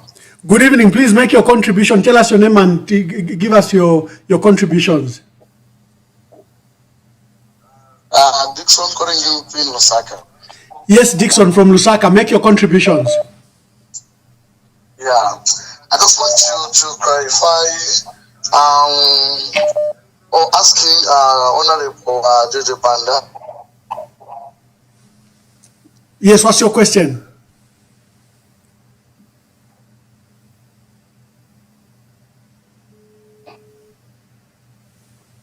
Hello, caller. Oh, we've lost a caller from Lusaka. Hello, caller. Please tell us your name and where you're calling us from. Yes, Zephania is my name. I'm calling from Lusaka. Funso yanga nile funo funsa JJ. Kuno wandu wakamba kuno wa JJ. Wanata watabe, wanata waeka. Swana mshite abducti. Wafunga kuti atuuze kwa kuti zabine zina chitika na wandu wamini walimo involved. Ni bandani kozi hawa wandu hawa kuno wakamba kuti iya JJ anata wanajumba chape paja pa Mwamba. So wambili ndiyo maganizile wabelieve kozi kuchita explain mwaneni mamvelelako kazi nwanga naye sama chita explain bwino ati chita explain bwino chinachitika ni chani kuti wantu waziwe kuti exactly awa wantu wa UPND for sure ni wantu wa moza wani wanachita abduction ngati mkumbuka kuli ma 13 girls osaivala 13 girls were abducted by the so-called members of UPND, and that was the beginning of my adoption. So, kino chalo pamele tilipachalo chao tati aliyense manje tingala mufia, tingala mumpepo. Nizoona hii last mailo wa Friday izangala ndiye ya last speech wa president was a national values, and we don't expect anything. What we are expecting is a repetition, because when you look at this country, Emmanuel Mwamba, ever since this country, we have seen immorality, we have seen people dying every day. It's quite nothing like a president to say this is a national disaster, or even just to call a national day of prayer to see why Zambia we are experiencing this kind of issues. And this has brought a lot of concerns about us Zambians. Why is the president quiet? Even tomorrow, even the budget to be the same, we don't expect anything. What we expect is just mockery as usual to mock the Zambian people, but 2026 we are very. Thank you very much. Thank you very much. Hello, caller. Please tell us your name and where you are calling us from. Hello, I'm calling you from the UK, and I'd like to remain anonymous. Calling from the UK, make your contributions. Good evening, Honorable Jay Banda. We can hear you. It's always a pleasure to hear you speak. For me, you know, like you're a miracle. So really just want to thank God for your life. And I just want to echo my voice today, just to say that we are not ignorant of the many vices. I think over the last, let's just say 4 years, you know, it's this and that. I think it's something that we have never, I have never witnessed in the political space for a very long time. And so I wanted to find out from you, after your abduction, and I know that you've been talking about other people that have been abducted. Has this been reported anywhere? Number one. Number two, we are worried about next year's election. The opposition, everybody seems to want to stand. How are we going to, is there a solution to this problem? Because we're geared to just make sure that UPND is out next year, but we don't have options. What do you have to say about that? Thank you very much. Thank you very much. To all other callers, let me just say this. Honorable JJ Banda has said at various forums, I think, how he was abducted. On his own page, he even revealed that he was tortured and he was sodomized. In fact, that revolved all of us, and we demanded that the people that abducted him must be held accountable. He named some people. Many people are saying, did JJ report this matter? Before I bring him in, since we have the host himself, from the host's mouth, we are going to hear it. But first, let us remember that when they got him from Maina Soko Hospital where he was being treated, they took him for a formal statement over his abduction. There was the lawyer Sakwiba Scotta who was present, who immediately held a press conference after that statement, because JJ Banda told a team of investigators led by Commissioner of Police Timba Mudenda, who's in charge of CID at service headquarters. He was leading that delegation to take notes from JJ Banda. It was at the height of his abduction. JJ Banda was still unwell. But as we heard from Honorable Sakwiba Scotta, JJ Banda gave a statement. He says the people that abducted him, 3 of them, he could identify them. This was Clayson Hamasaka, who's a chief communications specialist at State House. He mentioned Levi Ngoma, who is special assistant for politics at State House. He mentioned Trevor Mwinde. Now, this was an official statement from Mr. Sakwiba Scotta, a renowned lawyer of many years. He's a state counsel. He was lawyer for Dr. Kaunda and others, and has been bestowed with a state counselship. You cannot doubt that word from Honorable Sakwiba Scotta. He says JJ Banda gave his testimony to a group led by a commissioner of police at the CID, Timba Mdenda. And this was JJ's statement. He says, among the people that abducted me, I can identify these 3. Now we have the horse, and the horse's mouth is here. So let us hear from himself. Honorable JJ Banda, people still doubt your abduction. Just briefly speak to that before I allow other phone calls. Thanks a lot, Ambassador Emmanuel Mwamba. Ambassador Emmanuel Mwamba, if those who are doubting, that's why they say, if you are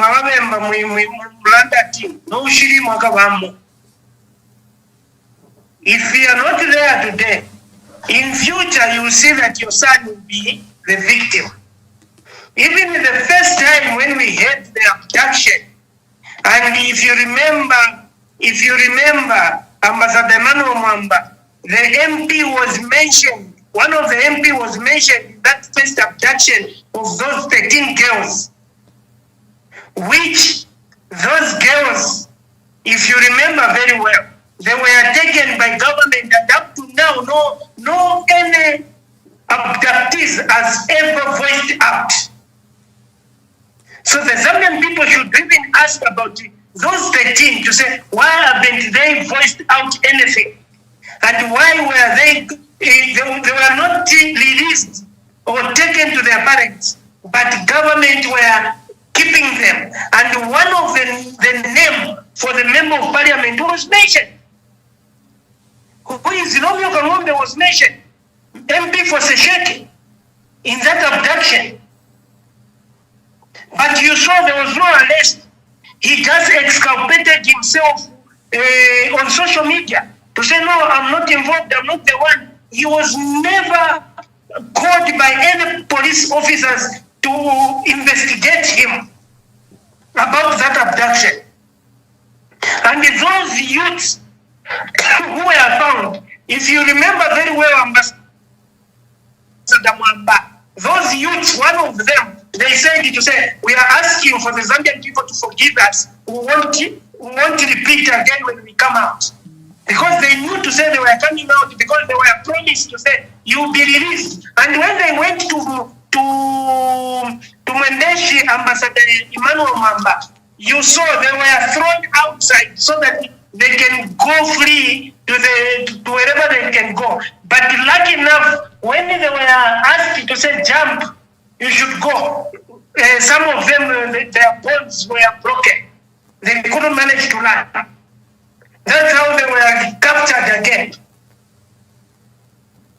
So even in that case, Romeo Kangombe knows very well. That's why you have seen that Romeo Kangombe, there's a fight now between watchdogs and Koswe with Romeo Kangombe. Because they know to say he betrayed them, he didn't fulfill the job which he was asked to do. Romeo Kangombe. So to come to my issue, Ambassador Emmanuel, my sister who called from UK, she has asked to say, did you report? Yes, I reported. But when I went to report, just after finishing reporting, the case changed now from me being a reporter, for me being a suspect of the non-existing cases which were slapped against me. Many pasa my sister, the non pasa Milan zina zamenesi zinalipo, zamenesi zenzeko ku court, because court yenzeko and I was punished by the court when the assault. But now Mr. Timba with his officers vanapera vanipasa Mirandu manje mwamene muja Mirandu just after naming those the abductors. The case now changed. I became now the suspect. Not as the suspect of abduction, no. They have never, unless even the people, my sister from UK, the people were even going to believe them if they had locked me to say, no, I faked the abduction, now we are locking you. But they never even said that you have faked the abduction. They gave me long cases for 2014, 10 years ago, which were done and dusted in court. They were not existing anymore. And in those cases, if they wanted to bring them back, they were supposed to appeal to the court. Because if you're not happy with the judgment, you appeal, not arresting someone, no, with fresh cases. No, that's not rule of law.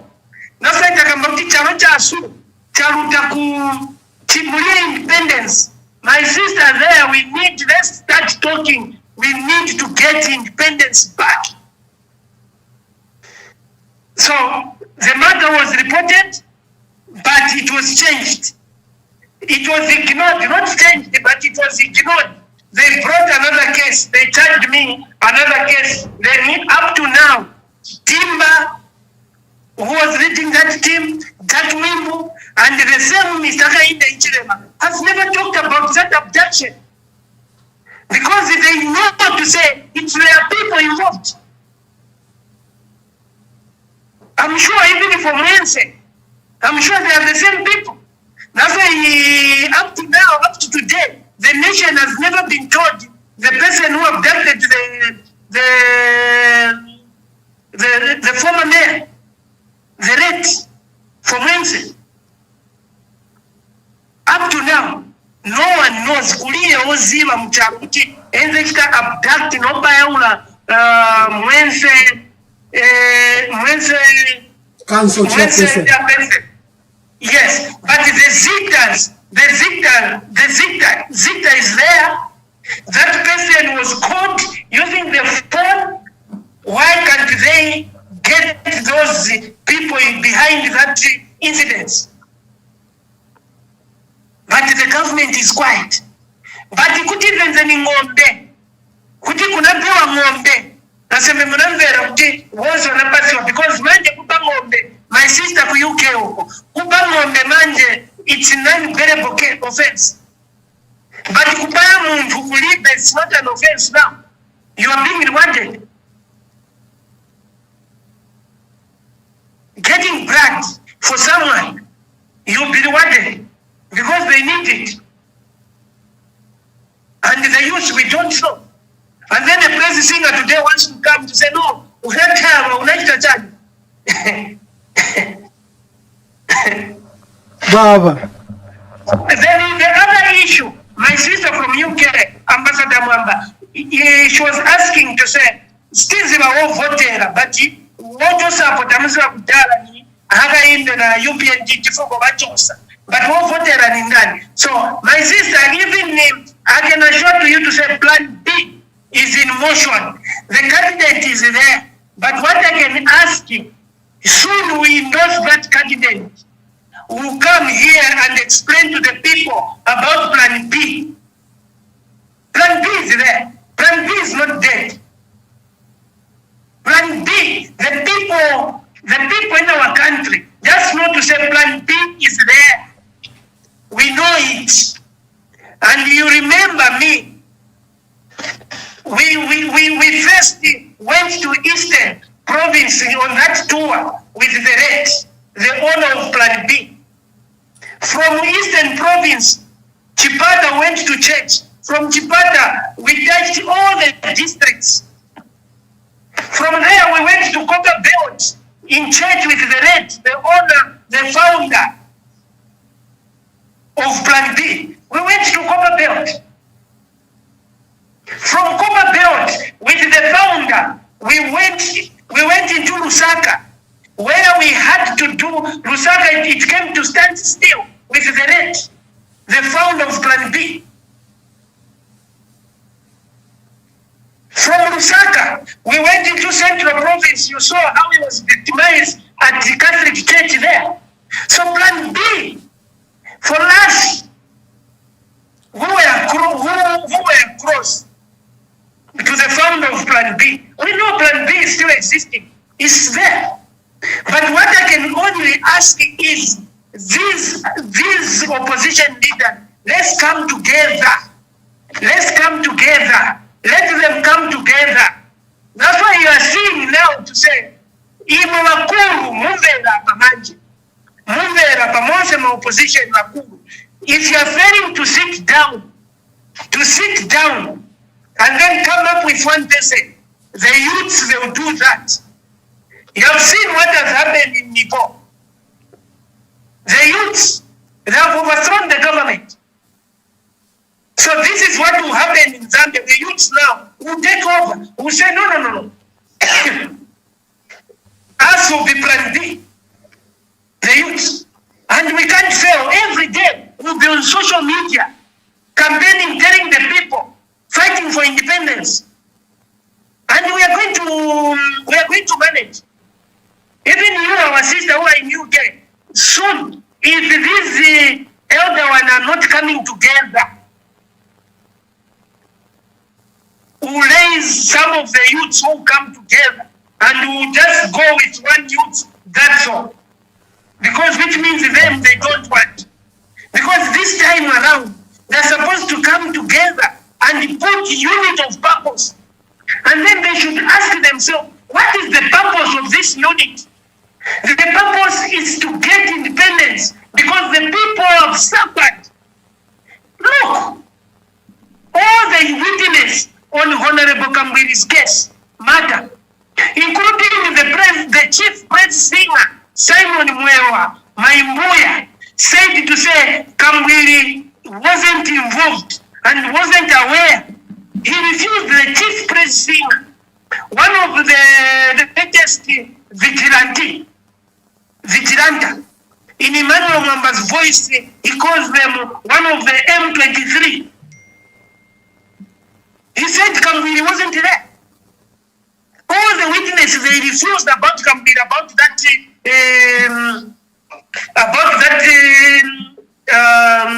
this latest case for what is the case, Ambassador Mwamba, for Kambwiri?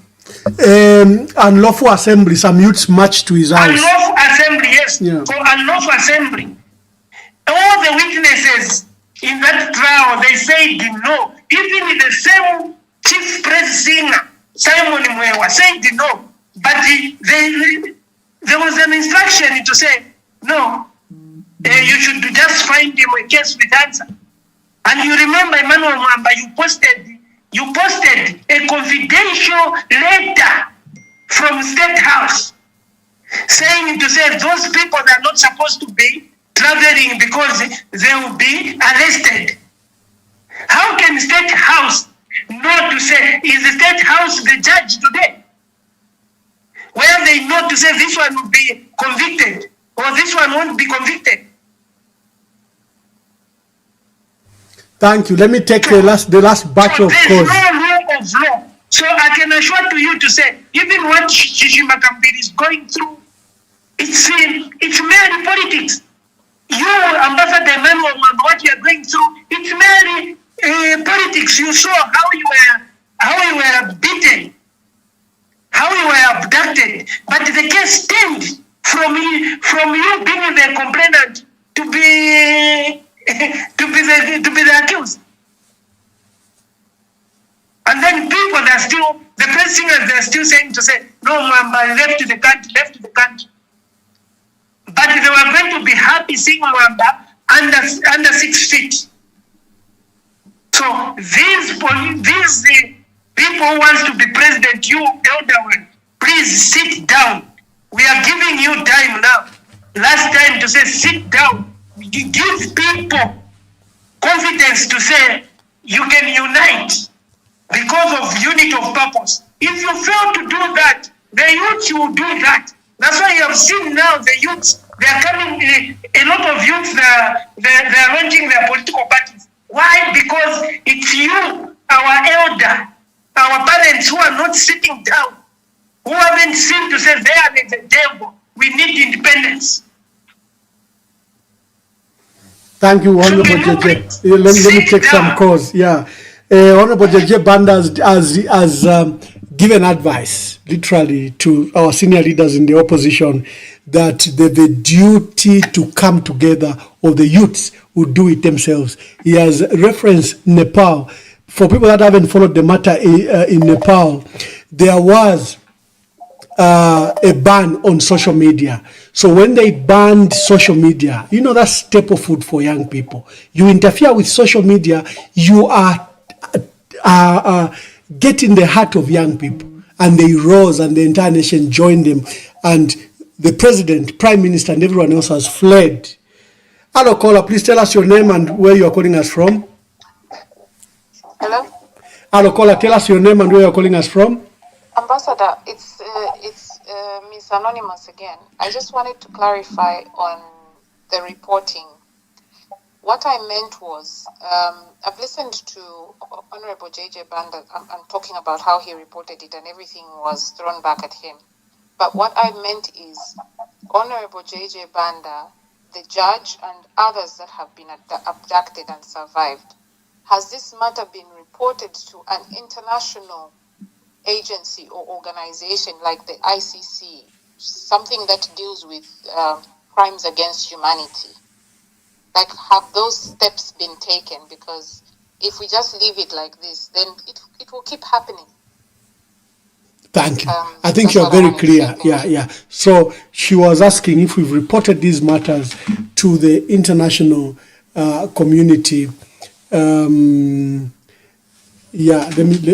take just some more calls so that we will begin to wind up. We started late, and I know Honorable JJ Banda can stay 3-4 hours on social media just speaking to his people. So I'm grateful. I'm not taking advantage of you. I'm so grateful. Let's just take some more calls. Some people are calling on the number that I have called Honorable JJ Banda, and we can't cut him. So I am asking you call on the numbers that we have given, so that you can call on such a number. Hello, caller. Where are you calling us from? Oh, they are cut. Okay, Honorable JJ Banda, as we are waiting for the calls, you can continue with your thoughts. Sorry. You are talking about independence. That this election is independence, just not another election. No, this election which is coming, Honorable Mwamba, next year, it's not about any other thing. That's why us who knows politics, we are saying that there is no need. Right now, we just need to suppose these leaders, they're supposed to come together, not to wait for other people to come and call them to sit them down. No. So even for you, Ambassador Emmanuel Jay, if you know one or two opposition leaders, those who want to be president, talk to them to say, don't wait for someone to sit you down. Can you come together quickly, all of you, and then give us one? Because the people, what they want, they know the person whom they are removing to get independence. The person who is blocking. Because even today, our country is just like before, because a lot of youths, they were making money through content creating. But today they can't create content because they are scared to say it will be a case. Yeah. Okay. I've got a caller. I've got a caller on the line. Just hold on. Hello, caller. Please tell us your name and where you're calling us from. Anonymous, Mr. Mwamba, how are you? Very well, thank you. I've got Honorable Jay Banda here. Honorable Jay Banda, mliutiani uko? Sedi power menga kumkwasu twende katika independence itakachikuza. Mawe memukamba ni abu inongako Jay Banda.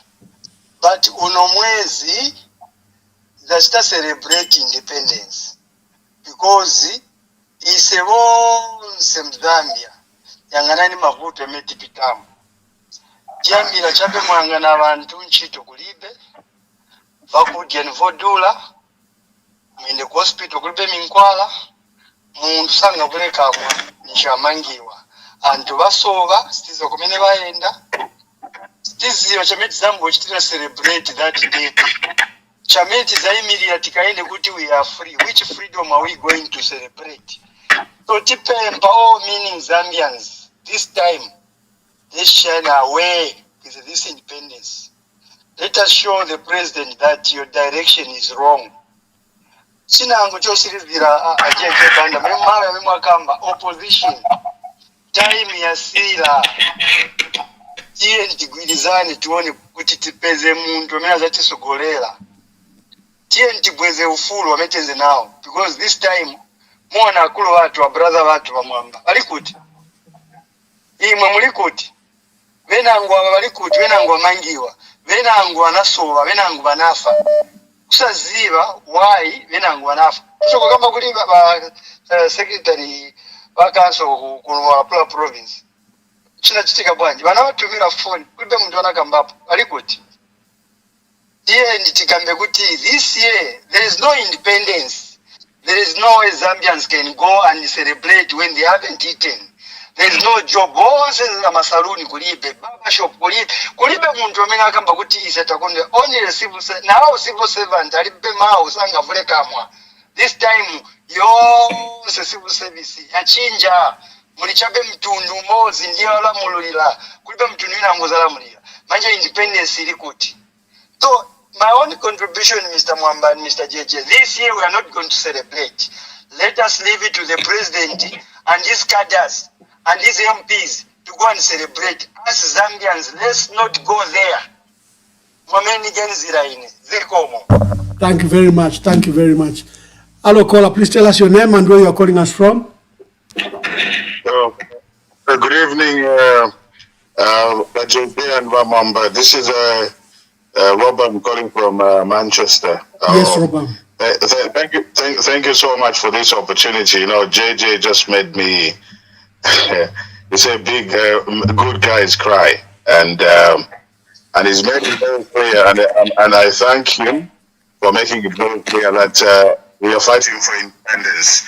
Whoever is not ready, they have to understand that this election is not going to be a normal election, and I do appreciate that people like Jay Banda can actually now see it and start taking this message of independence. We need to change everything in our country, our culture, our values, of everything.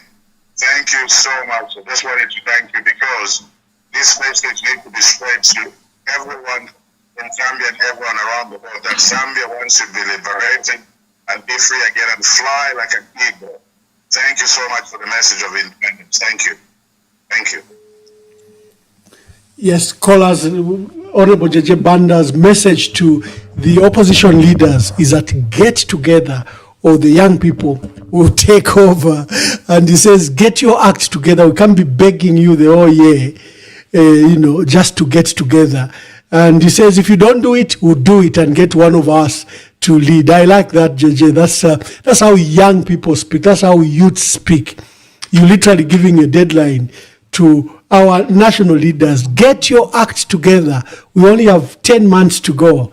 And if you don't do it, hello, caller. Please tell us your name and where you are calling us from. Okay. It's better I just remain anonymous. Anonymous, make your contributions. Okay. My contribution is about those who want to know who will be leading us in the next year's election. If you remember, right now, to the crucial time, because tetitufayo kuchita expose leader who can leading next year. Mumone ama abductions. Abantu ifyo baleipayiwa. Abanenso abata bakwete mutima usuma. One sinabena, that's why most of the people abanefa sana now tulangeni leader libena banefa okumushiba so that weshime cha kuchita nangwe. So it's okay if you feel like to be feel what that kwete leader but not to share not to kwata leader. Equally, anyway shibikwa. Now 2 days before elections in Alamna 13 you abantu wonse bali mwishiba. So tuishikana mutupate kusakamana sana tino tatukwete leader. And two, that more position abantu tawale umfwana murifi mfulunganya. Ichiwe mbachitira ukupesha lunshi ngabefo kupesha lunshi kunya pabidi. Ifira uyu ai matigo euro foko nyina bamona kwatio bamukonka bamona chao teo bakonko yu teo mamona. So if you let there a plan B so take a unit papanshi mwale mfako plan B eko idina lead eko adiwa ishi kwa sana. Thank you very much if you for to contribute. Thank you very much. Honorable Jay Banda, this caller is saying, but we may have a leader. Maybe we shouldn't worry about that. What are your concerns when you hear that? Yeah, but look, Ambassador Mwamba, yes, we may have a leader, but the people, remember about 40%, there will be new voters, the youths. And then next month, on 11th of October, they are starting giving out voters' card to those new youths who have never voted before. So, they will be getting a voters' card. They should know to say, which one are we voting for? Or if it's not like that, they should know to say, okay, yes, these people are united. But now, you have got oppositions which are attacking a fellow opposition. Then that, if a fellow opposition is attacking a fellow opposition, which means people now, they won't have confidence. You are removing the confidence from the people. That's why we are saying to say, if the opposition, they can have a press briefing to say, no, we are talking. All of them to say, no, we are talking to come up with one candidate. You can see how the people in our country can celebrate. The people can celebrate. Just that press briefing or just that statement, and then each opposition, each leader who wants to be the president is signing there to say, no, we are talking. We are united. The people just not to say we are united, but we are not going to give you a leader now because of the injustice which is in the country. Then the people will understand. But if tomorrow they wake up, they check in the news, they find to say the fellow opposition is attacking a fellow opposition. What are you telling the people? Thank you, Honorable JJ Banda. Thank you. Let me take these callers. Hello, caller. Please tell us your name and where you are calling us from.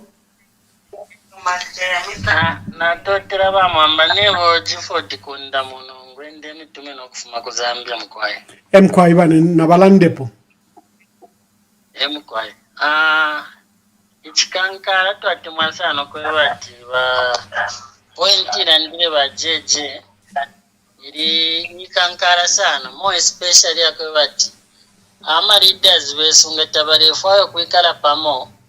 It is through ama youths we will do that. And ngana balolesha sana. That's why even ngamalolesha pali binwe mpundu. That movement yakwa binwe mpundu ichaba ichite yakwa angara. When the movement starts, you cannot stop the movement. Then the other thing about Mwamba, me I'm also coming from the platform of PF and Tonse Alliance online mobilizing team. Twalikwatama groups ayenge tupangire because not monokwevati varechita vena varechitama campaign then kwa other side varefyengeresha ma opposition. So ama groups tukwete muri abantu abenge sana bakwevati at some point naliso naliranda na chinano uyo chimbo wananwa grassroots kwevati abantu bafurisha barefo hakuna attention. So sometimes akwevati batutuminako ama leaders muma groups so that because muma groups momo bangapera na command bwino yakobati ngabalanda for example ngefi tulera ndati independence finishe fe twala mukushita celebrate ngabaisa ma various group baisa pera fati once we don't have to go there to start ni protest information yala ya bwino sana. I think for now if you ngashitako contribute na totera bamwa. Oh, wonderful. Thank you very much. Yes, Honorable JJ Banda, you are on the line. Yes. Yeah. So I can assure to you to say, Ambassador, we have got these people who are saying that no, there is no opposition. We have got a lot of leaders. Capable leaders. Capable. Vandu leaders wote tikaona so wamanyang'anyisha. Walomkaiona parliament imanyang'anya. Na leaders wametili nao bati ngona mu opposition. Bati wangara wanyang'anyisa parliament. From 2021 up to today. And then you fail to say we can fail to come up even with leaders there. Even outside parliament we can fail. Even wherever we can fail. So what we are asking, it's our leaders. They should come. Otherwise, if they are taking time, us will just endorse. Thank you very much. Let me take this call. Honorable JJ Banda says if the leaders are taking long, we'll just endorse who we think should be a candidate. Hello, callers. Please tell us your name and where you're calling us from. Good evening, Ambassador Mwamba. My name is Mrs. Anonymous from the land of AI. Yes, Mrs. Anonymous. Yeah. For me, I want to address the issues of the speech for tomorrow. My expectation from what the president said is going to present a speech. I was trying to figure out this speech. Is it on the application of national values and principles, or it's on something else? And this is the official opening. So there are two speeches. There is the official opening of Parliament, the one that precedes the national budget. Then there is the application of national values that takes place in February, March. Oh, okay. So for me, really, I was going to state that in his speech tomorrow, what am I expecting? I'm expecting the president to really not give the Zambians a rhetoric speech. We don't want to hear the same things that repeats every year. It becomes rhetoric. So we don't need a rhetoric speech. We want the president to deal with issues that are affecting the Zambians, and these are the issues to deal with corruption. I think we've been highly informed by the FIC report in terms of the figures that have been reported of the monies that are going out of the country, and that borders on corruption. I want the president to tell the Zambians how he's going to deal with the issue of, the issue of rule of law. When we look at the rule of law and what has been happening in the country, for instance, the abductions that we have been highlighted, the abductions of the 13 girls, the abduction of that Judge Mwamba, is it Mwamba? We've not forgotten that one. The abduction of JJ Banda, who is there on your platform. The abduction of other people, this gentleman from Chingola, who has gone missing from February to now. We don't even know where this person is. Those are the issues that I need to hear from the president, because there's breakdown in the rule of law. Because if we had a nation where there's no breakdown in the rule of law, we will not be expecting such kind of abduction. And then I'm also going to address the issue of Liswaniso, what Liswaniso said on the national television, where he talked about those MPs who want to stand as independent MPs, if they are not adopted, that they will disappear.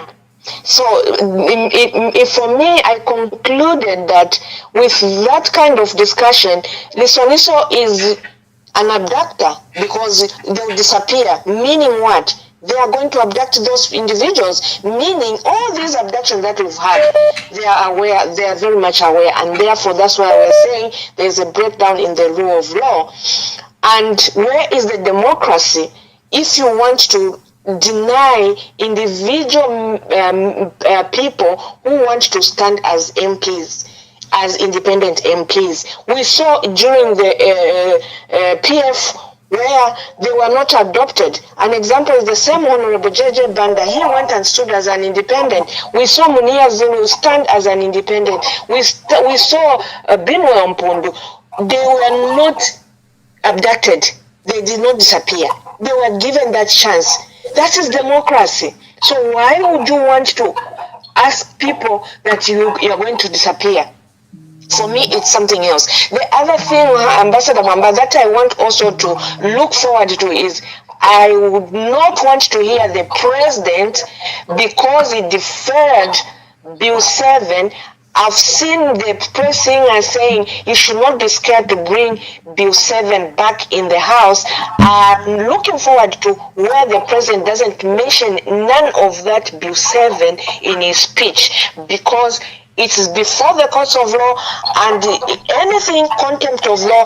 And I'm sure on that one I will support the impeachment that Celestina Mkandile has started, if at all they are going to bring Bill 7 in the House. Because I think, let's show that we are not going to allow them, because that is the thing, Honorable Ambassador Mwamba, they are fighting for, because that's the only thing that, for me, after analyzing the whole political issues in the country, that is what I only have as a Zambian to use to stop them to do any mingalatos, to do any evil things. It's my constitution. That is my right. So if they change that, because that's the mingalato they are going to use, because it talks about the issues of delimitation, and we know why they are doing delimitation. They want to increase their numbers of 55 nominated MPs. They want to really play so much on that. So that's why we are saying this president, if he has a statement in his speech right now, I know the press singers are listening, let him delete it. Otherwise, like everyone is saying, the youth will stand up and fight that. We are not going to allow that. That is my submission. Thank you so very much, Ambassador. Thank you very much. Hello, caller. Please tell us your name and where you are calling us from. Good afternoon, Ambassador. Good evening, Honorable Jay Banda. Ambassador, for me, one major issue, though I know will not be tackled by our president for reasons we don't know. But one major issue I would love to see come out tomorrow is one concerning the health system in the nation. We have recently seen how the U.S. has announced to say they have actually pulled out the aid in terms of the aid that was coming to Zambia. But even before they pulled out, we've already seen that we've had problems. And we say a healthy nation is a wealthy nation. But looking at what has happened in the past, we already have a minister who was at the center of certain things going bad in the ministry. There's a scandal and people have not paid attention to that. We expected the president to address that. So now where we are right now, we don't even know how they are going to handle that. So that's one of the major issues I would love to hear in tomorrow's statement from the president, because we need that. How are we as a country going to look after our people in the health system, considering that we do not have enough funding on our own and the major funders are pulling out? So that's one of the major things. Thank you, Ambassador. Thank you very much.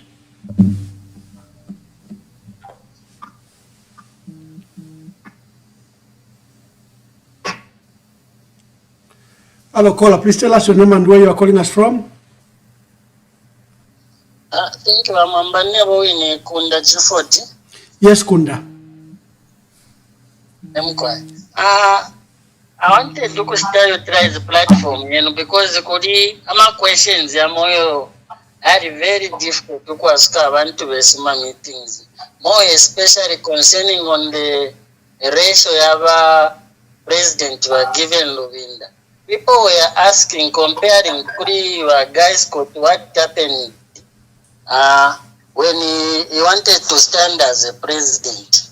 So it has been difficult for me to explain to people in terms of given Luvinda. Is he eligible to stand when if Kumanan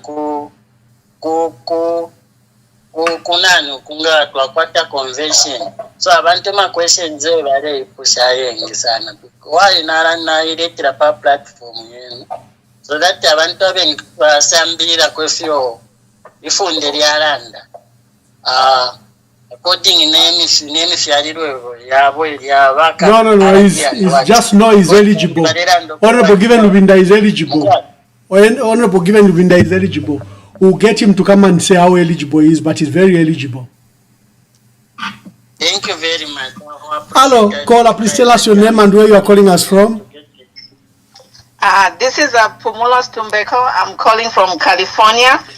Queen Pumi, welcome to today's program. I've got Honorable Jay Banda here. Please ask him your questions. How are you, Honorable Jay Banda? Great to see you. I'm fine, and you, thanks. Yes, so I have a number of concerns. The first issue I want to address is the issue of the presidential candidate. I was just listening to Honorable Jay Banda, but I think that as what we should focus on is just ensuring all the Zambians register to vote, get their voters' cards, and explain to the voters the critical situation that we are facing as a country in the breach of our democracy, so they can understand why we don't have a presidential candidate yet, and just prepare the voters to be ready to have ears on the ground where we point them to go and vote to move. This has happened in other countries where a political candidate came out of prison, and 2 weeks he was on the ballot and he became a president. So I think Independence 2.0 is about Zambians, the people versus UPND, and all the opposition that don't want to unite. We shall know that they are working with the government. Coming to the opening of the speech of the parliament tomorrow, the speech, myself, I don't want to hear rhetoric from the president because this is his last address before the election. Now, for 4 years, we've been listening to rhetoric and promises. This time around, the president should come with his 10-point plan and explain to the nation why he has failed to deliver. For example, the Ndola Lusaka dual carriageway was funded using pensioners' money, and currently money is being collected from the toll gates, but it is only 30% complete. We have people who have been arrested because of this scandal, and the road is incomplete. So we need explanations. The president tomorrow, she should come with explanations.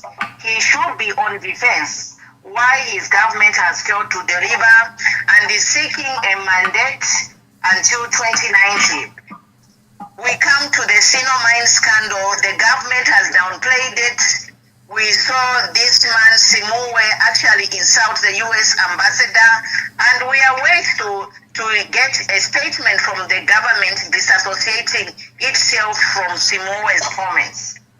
And also we hear that the residents are being underpaid and forced to sign a disclaimer, but in the fine print, there is a clause that they shall not sue this mine further. So they are basically signing off their rights to any legal battle with this Sinomine scandal. And I hope the citizens can be educated to say this water is not safe. People living along this river should take extra precaution in filtering their water, as the water will not be safe to drink until the next full rainy season is over. On the Bill 7, the president, we don't want to hear him talk about Bill 7. Otherwise, if the president brings the Bill 7, this is a reason for the whole country to stand up and start impeachment procedures, including the UPND members of parliament, because they are right to stand. Their democratic right to stand as an independent member of parliament will be taken away once this Bill 7 is signed. Talking about the abductions, I think this is a very serious human rights violation, and I think PF as a major opposition should start reporting these leaders individually so that they start appearing in the Hague. We can't have our president going to UN functions and attending these United Nations functions when he's violating human rights in Zambia. But as long as we don't start submitting these cases in the international courts, our government will continue to attend UN function and pretend everything is okay when they are busy violating Zambians. People are dying, a lot of things are going wrong. I submit. Thank you. Thank you, Queen Pumi. Let me take the last call, and we ask Honorable Jay Banda to... Hello, caller. Please tell us your name and where you are calling us from. Thank you. This is Mwamba from Livingston. Oh, Mwamba from Livingston. Thank you, Mwamba. Make your contribution. Yeah, first of all, my greetings to Honorable Jay Banda. It is sad for today because both of you, Mr. Mwamba and Jay Banda, you are in exile. You are in exile not because you are criminals, but because the people who are working for this country diligently are sometimes exposed to such instead of criminals going through that. But honorable people like you, both the MP, Mr. Jeje and Mr. Mwamba, for the love of your country, it has become a crime for you to be in Zambia. So I'll just encourage you that Jala Pita, nobody nemara wera Zambia. Now I want to talk about tomorrow. I want to talk about the address to Parliament tomorrow by the President. Now I've gone back to his first speech when he was just ushered in as a president in 2021. And there's just a phrase which I picked where he said that we are determined to use in an era where politics are used to strengthen rather than weaken our unit. This was President Chilema in his address, in his inauguration speech, where he made this statement to say, we are determined to usher in an era where politics are used to strengthen rather than weaken our unity. Now, 4 days down the line, I don't think this statement, I don't think the president had remained true to this statement. And he also said, creating a united, prosperous and equitable Zambia, restoring economic growth and safeguarding livelihoods. Also in this statement, this is exactly what the president said 4 years ago, but I don't know, from what I've seen, none of these have been achieved. So in his address tomorrow, just like everyone is commenting, we want to get facts from the head of state and make the nation understand where we are economically and any other areas of interest. Now, the other thing that I want to emphasize on, Ambassador, is the unity. I mean the selection of a leader, which everyone is worried about. The electoral process leading to 2026 have started. They have even sticked some names, especially Livingston councils, of the candidates who have been shortlisted to carry out as electoral agents. Now, because we have not yet sorted out issues to do with leadership, it's very difficult now for people to organize themselves and check at these activities that are going on. Agents now totally, and the procedures that were used, the criteria, how the people were applying, nobody knows. But again, these are the people that are coming to manage our elections. But when you get to these guys for UPND, they are the ones who are even advertising those names on their Facebook pages.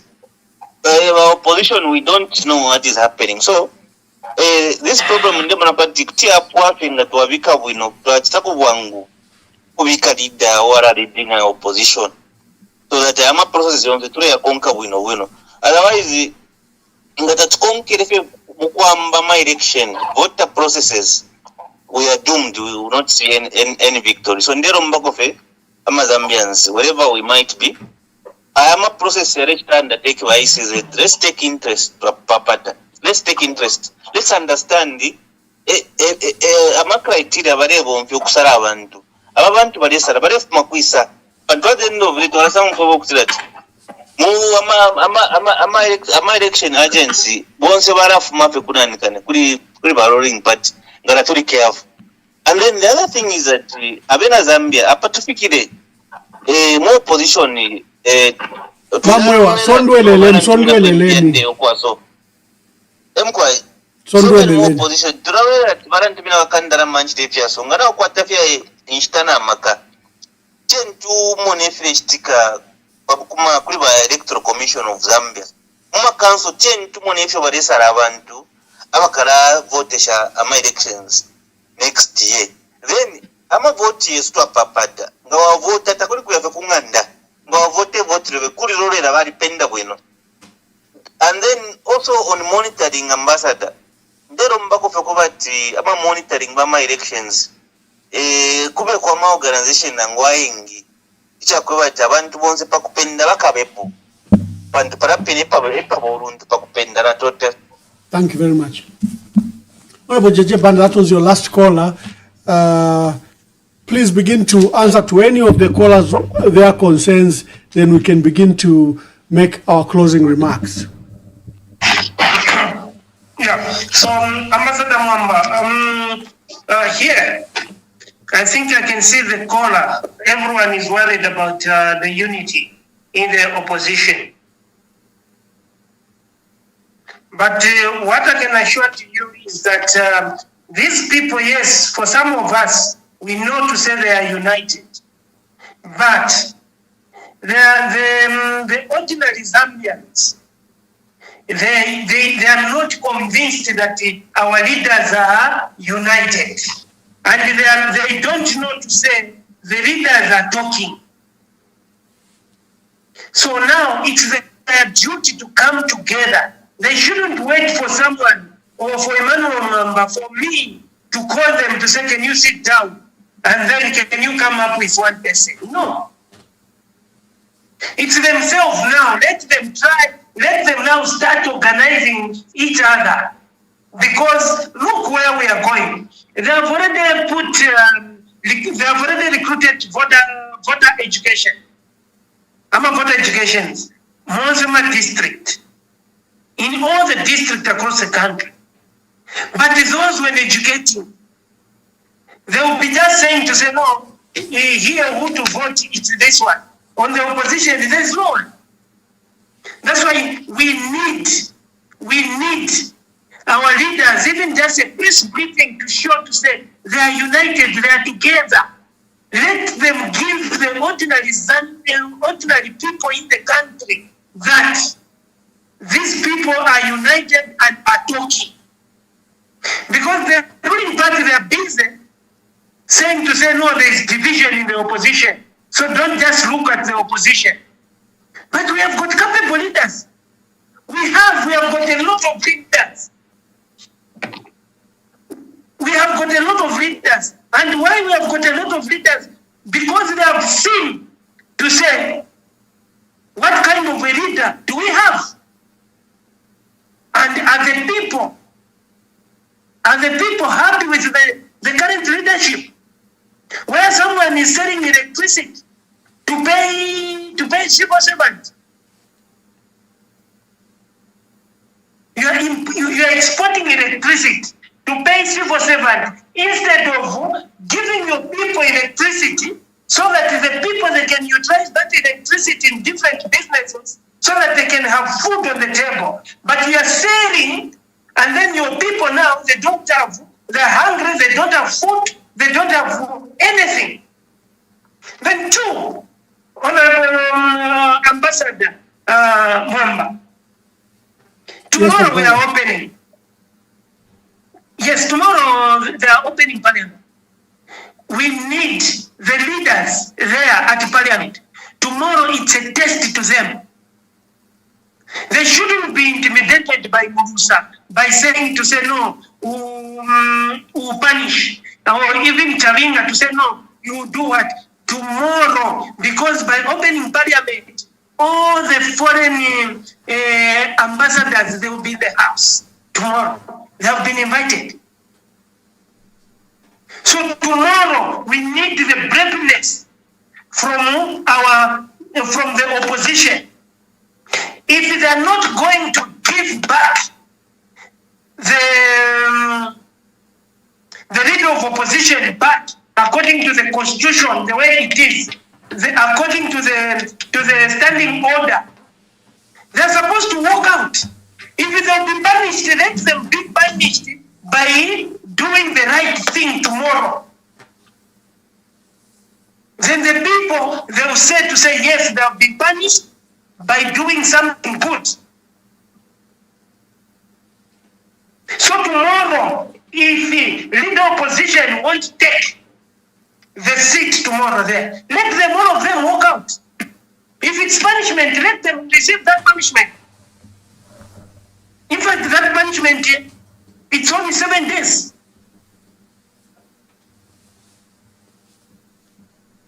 So they shouldn't be scared just because of maybe allowance and the salary to be deducted for that 7 days. No. Let them show the people to say, yes, they don't allow impunity. They don't allow someone to lead the rule of law. They don't allow someone to lead our constitution. Kupanya constitution Mwamba ni chintu chikulu ngapo chakuti chufunika lini and ngati chufunika lini mairo ma leaders vaso tuwapemba, let them be firm. Tento wapempelele mtu mairo bankale na mtima wankalamu wakaiba leko wasakangane pa sitting allowance, wasakangane pa sitting allowance, wasakangane pa salary for 7 days. Let them forget about it, but let them do a right thing so that the world should see the injustice from the house tomorrow. Yeah, Baba, may you... Enough is enough. Yes, indeed, enough is enough. May you give us your closing remarks. My closing remarks, Ambassador Emmanuel Mwamba, is that I'm still appealing to the opposition leaders and all those who are aspiring to be president to think, to put in their mind that they need unity of purpose, and they should ask themselves to say, what is this unit of purpose? What is this purpose? The purpose is to liberate the people in the country, to bring back the independence which we have lost, because in 2021 we lost the independence, where now it's only one side. So they should know to say, this unit of purpose, what is the purpose? And please, even you, Ambassador, every time when you're starting the program, please let's preach of the unit of purpose to everyone who is aspiring to be president. And they should know to say, next month they are starting giving out voters card to new voters. We need to start them also. They are not supposed, even if they can be 20, but let them also start telling the people what they can do. They should sell themselves also what they can do. To say, oh, me, I can do this and this. Me, I can do this and this. But they shouldn't forget unit of purpose. Let them promise people to start telling people, look, the way people are suffering, there's no electricity, there's no shopping, Ambassador Emmanuel Mwamba. People, they are saying they are being forced to sell their maize. People, they are suffering in a lot of things. There is injustice. They should promise the people to say, once we are elected, if me, I am the president, I'll make sure that I'll bring back the freedom of speech. We are going to remove cyber, whereby content creators should start. People should start feeling to say, no, now we have seen that leader. Let people identify leaders. But right now it's difficult to identify leaders because no one is promising what they can do. If they are scared, Honorable Ambassador Mwamba, let them tell you to say, oh, just write to you to say, oh, this is a script for you, can you read for me? They can also ask me, I can be reading for them if they are scared. To say, no, this one is coming from such a person. He's saying when I'm voted civil servant, there will be 100% increment like what Wasata did. You saw Wasata, Ambassador Emmanuel. He promised about 100% increment to civil servant, and it happened. And you saw how civil servants celebrated. Every civil servant that time managed even to buy a car after that 100% increment. They were jubilating. This is what we need now, our aspiring president, to start promising the people. Look, there's this CDF, which is now sending people to prison, to court. A lot of people in the Eastern Province, Copper Belt, Central Province, Northern, apart from certain provinces, they haven't been taken to court for failure to pay CDF loans. But only certain, there is injustice, only certain provinces, they have been taken to court.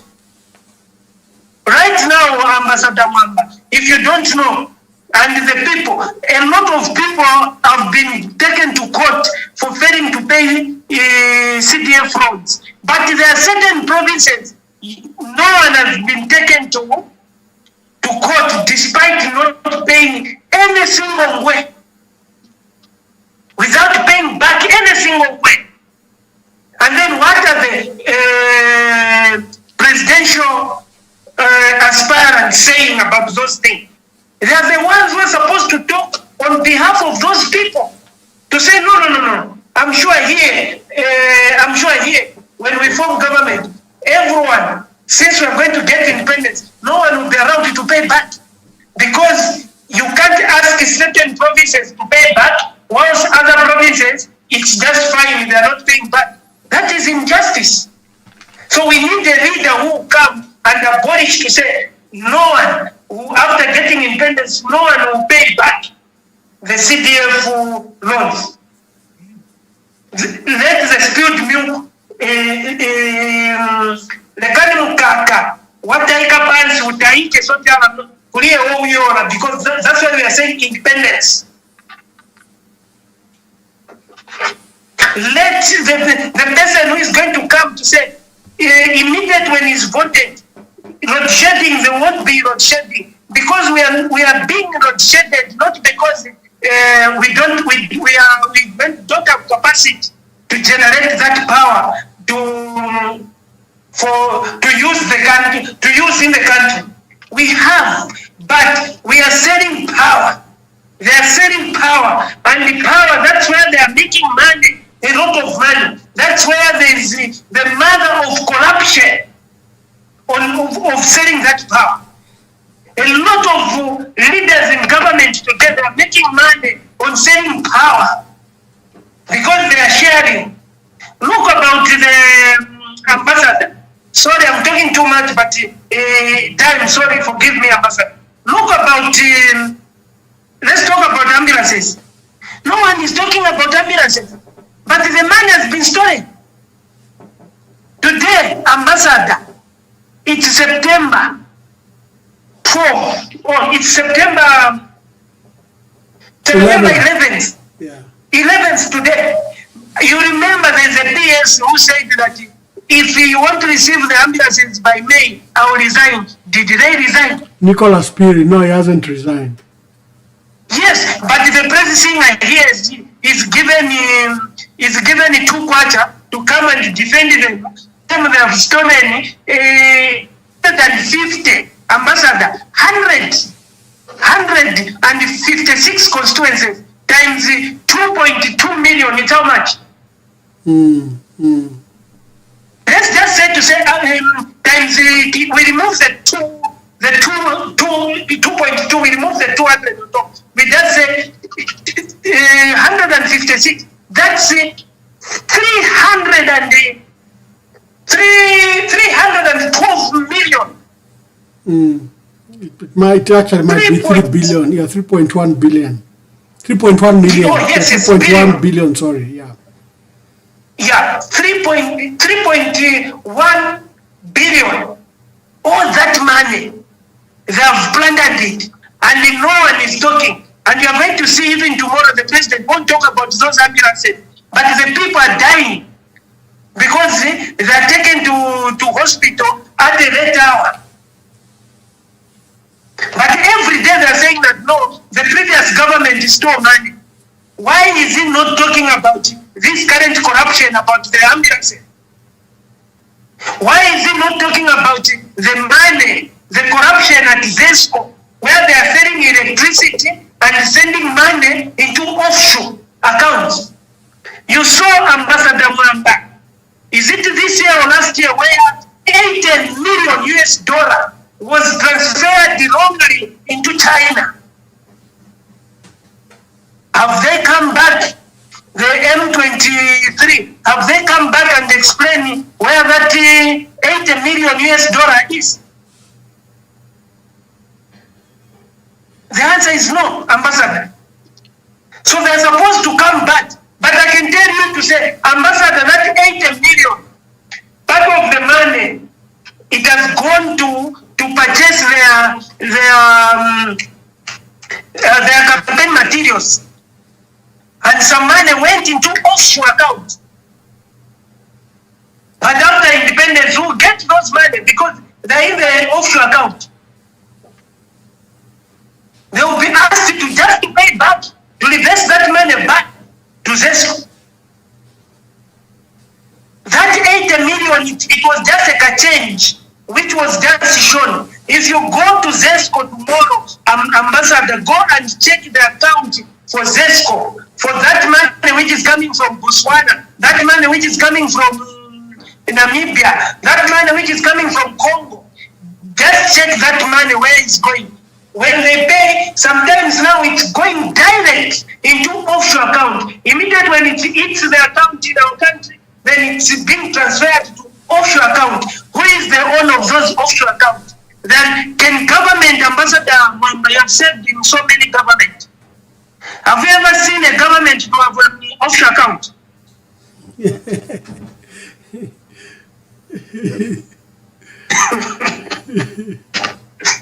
No, I'm asking, Ambassador. Maybe we are wrong. As maybe government, each and every government usually have offshore account. No, not necessarily. Apart from Control 99. Yeah, everything should go into Control 99 and make payments and debt service from there. So now you can see that 80 million. But their bills they're talking about that 11 million about Maranji, which they have even failed to give evidence, but their bills are talking about the 11 million. In 80 million which went wrongly in China, have they talked about? And how many 11 million in that 80 million? And that 80 million, it was just changed. So we need to talk about all these things. The people, they should be aware. Because that 80 million, if it was there, we can, if it was there, we would have given Botswana back their money. In that 80 million, we can give Namibia back their money and terminate the contract. And start giving our people who are crying about electricity every day. Why can't we terminate the contract? Because any contract, Ambassador Mwamba, you can terminate the contract. It's got conditions of terminating. You can say the president to say, in fact, tomorrow, I'm sure he's listening here. Let him promise the Zambian people to say he's going to terminate the contract of exporting electricity so that the Zambian people, they can start receiving electricity. The December, which they are saying to say, December is too far. If you have got an emergency, you terminate the contract. So, all in all, I'll repeat again tomorrow. Let our leaders in parliament be brave enough. If there will be an injustice, let them walk out so that the world should see why they have walked out. It's because there is injustice. Let the leader of opposition go to the light of honor. Thank you, Ambassador Man. Wonderful. Thank you very much, Honorable Jay Banda. I think I'll bring you next week. We had this glitch where we couldn't connect properly. I think let's do it next week. I don't know what happened today, but I'm glad that you came through the phone and we have broadcast despite these challenges. Let me bring you next week again to review after the president has delivered his speech. Let's now come and review what you will have contributed. So Honorable Jay Banda, you'll be on standby. I'll call you next week so that we have a proper broadcast. But I'm glad that we overcame the challenges and you came. God bless you, and we'll speak to you later. No, thank you so much. Thank you, my dear brother.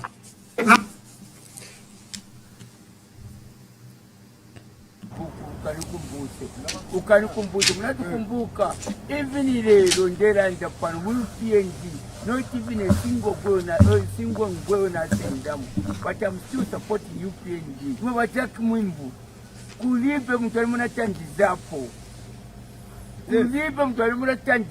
even kuenda kukoti, mwanzo chitama proromise mwebeni mwanzo tatani, mstadi masafumisha mufitari mpisa mfuna HH akasibora kujeri. Mwa mdara even today HH you don't like HH. Ifo tuziva HH ndio anatukonka. Tukonka HH na chipani UPND. Ivo nangu lerume mwimini nekula the independent. Simunga wine. The only popular is HH and UPND. And you mwabataki mwimpi mfulika mwende kumazamdia mwende mgwade. Sorry about mawezi ya mene na uzinga. Yes. Wankara maningi. Mazina yanga munizi wa General Chiwenga. Nenzo konka mau ya mene wana kamba wachaki Mwimbu wa Minister of Home Affairs kumonzi. Kuti sembe siveve sembe UPND sina win. Shame. Bafunza tinanga wamene wafuno imirira lero bebe benze kuti. Wa Mwimbu, you are not popular in Monze. You are not popular. And munawina my election for chukua UPND na haka inde.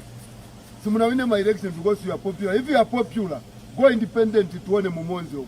Then we shall meet on the ground. Number 2, Florence Banda anafa kukaoma mwenze kuti. Mushauka pamene bana mushuta kumulobezi mwenze kuti. Imo mwenzo tilenga tena mapepa. Vatu vese pa ground ndife. Mwambera. And vamene mwesta benefit vambiri maningi. Ife tikalipo chako benefit. But you are complaining ukamba tinova kamba nankara maningi. Yes mwankara maningi. What have you done? Mwatandiza bandani. Ieve ya 2026. Kulipati ninachoka kuti. Ni same munatukana president ukambati. Sembe sindimwe. Sembe munawine my election. Ni same mukambati. Haka inda anawinila my election kwa time.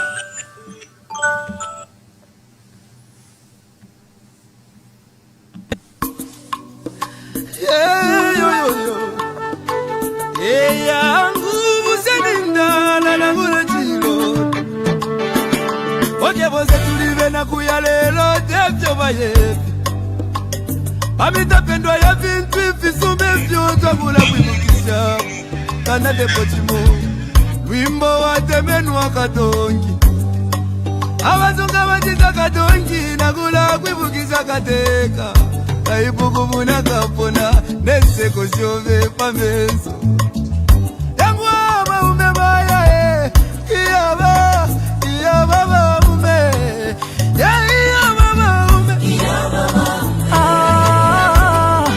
Kateka wa bantu Twakulila lelo twakulila Shika kukonke milimo shove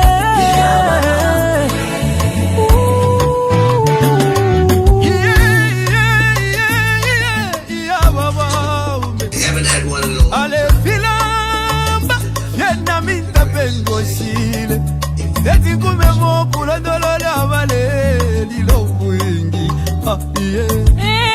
Iseko wingi mwakwete Iseko wingi mwakwete Mwaya mwende wino tata wesu Kachushi muchi mwakege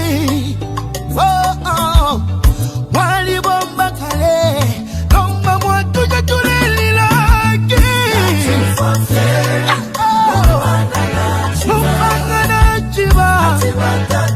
Benda Upanga mwine Kolya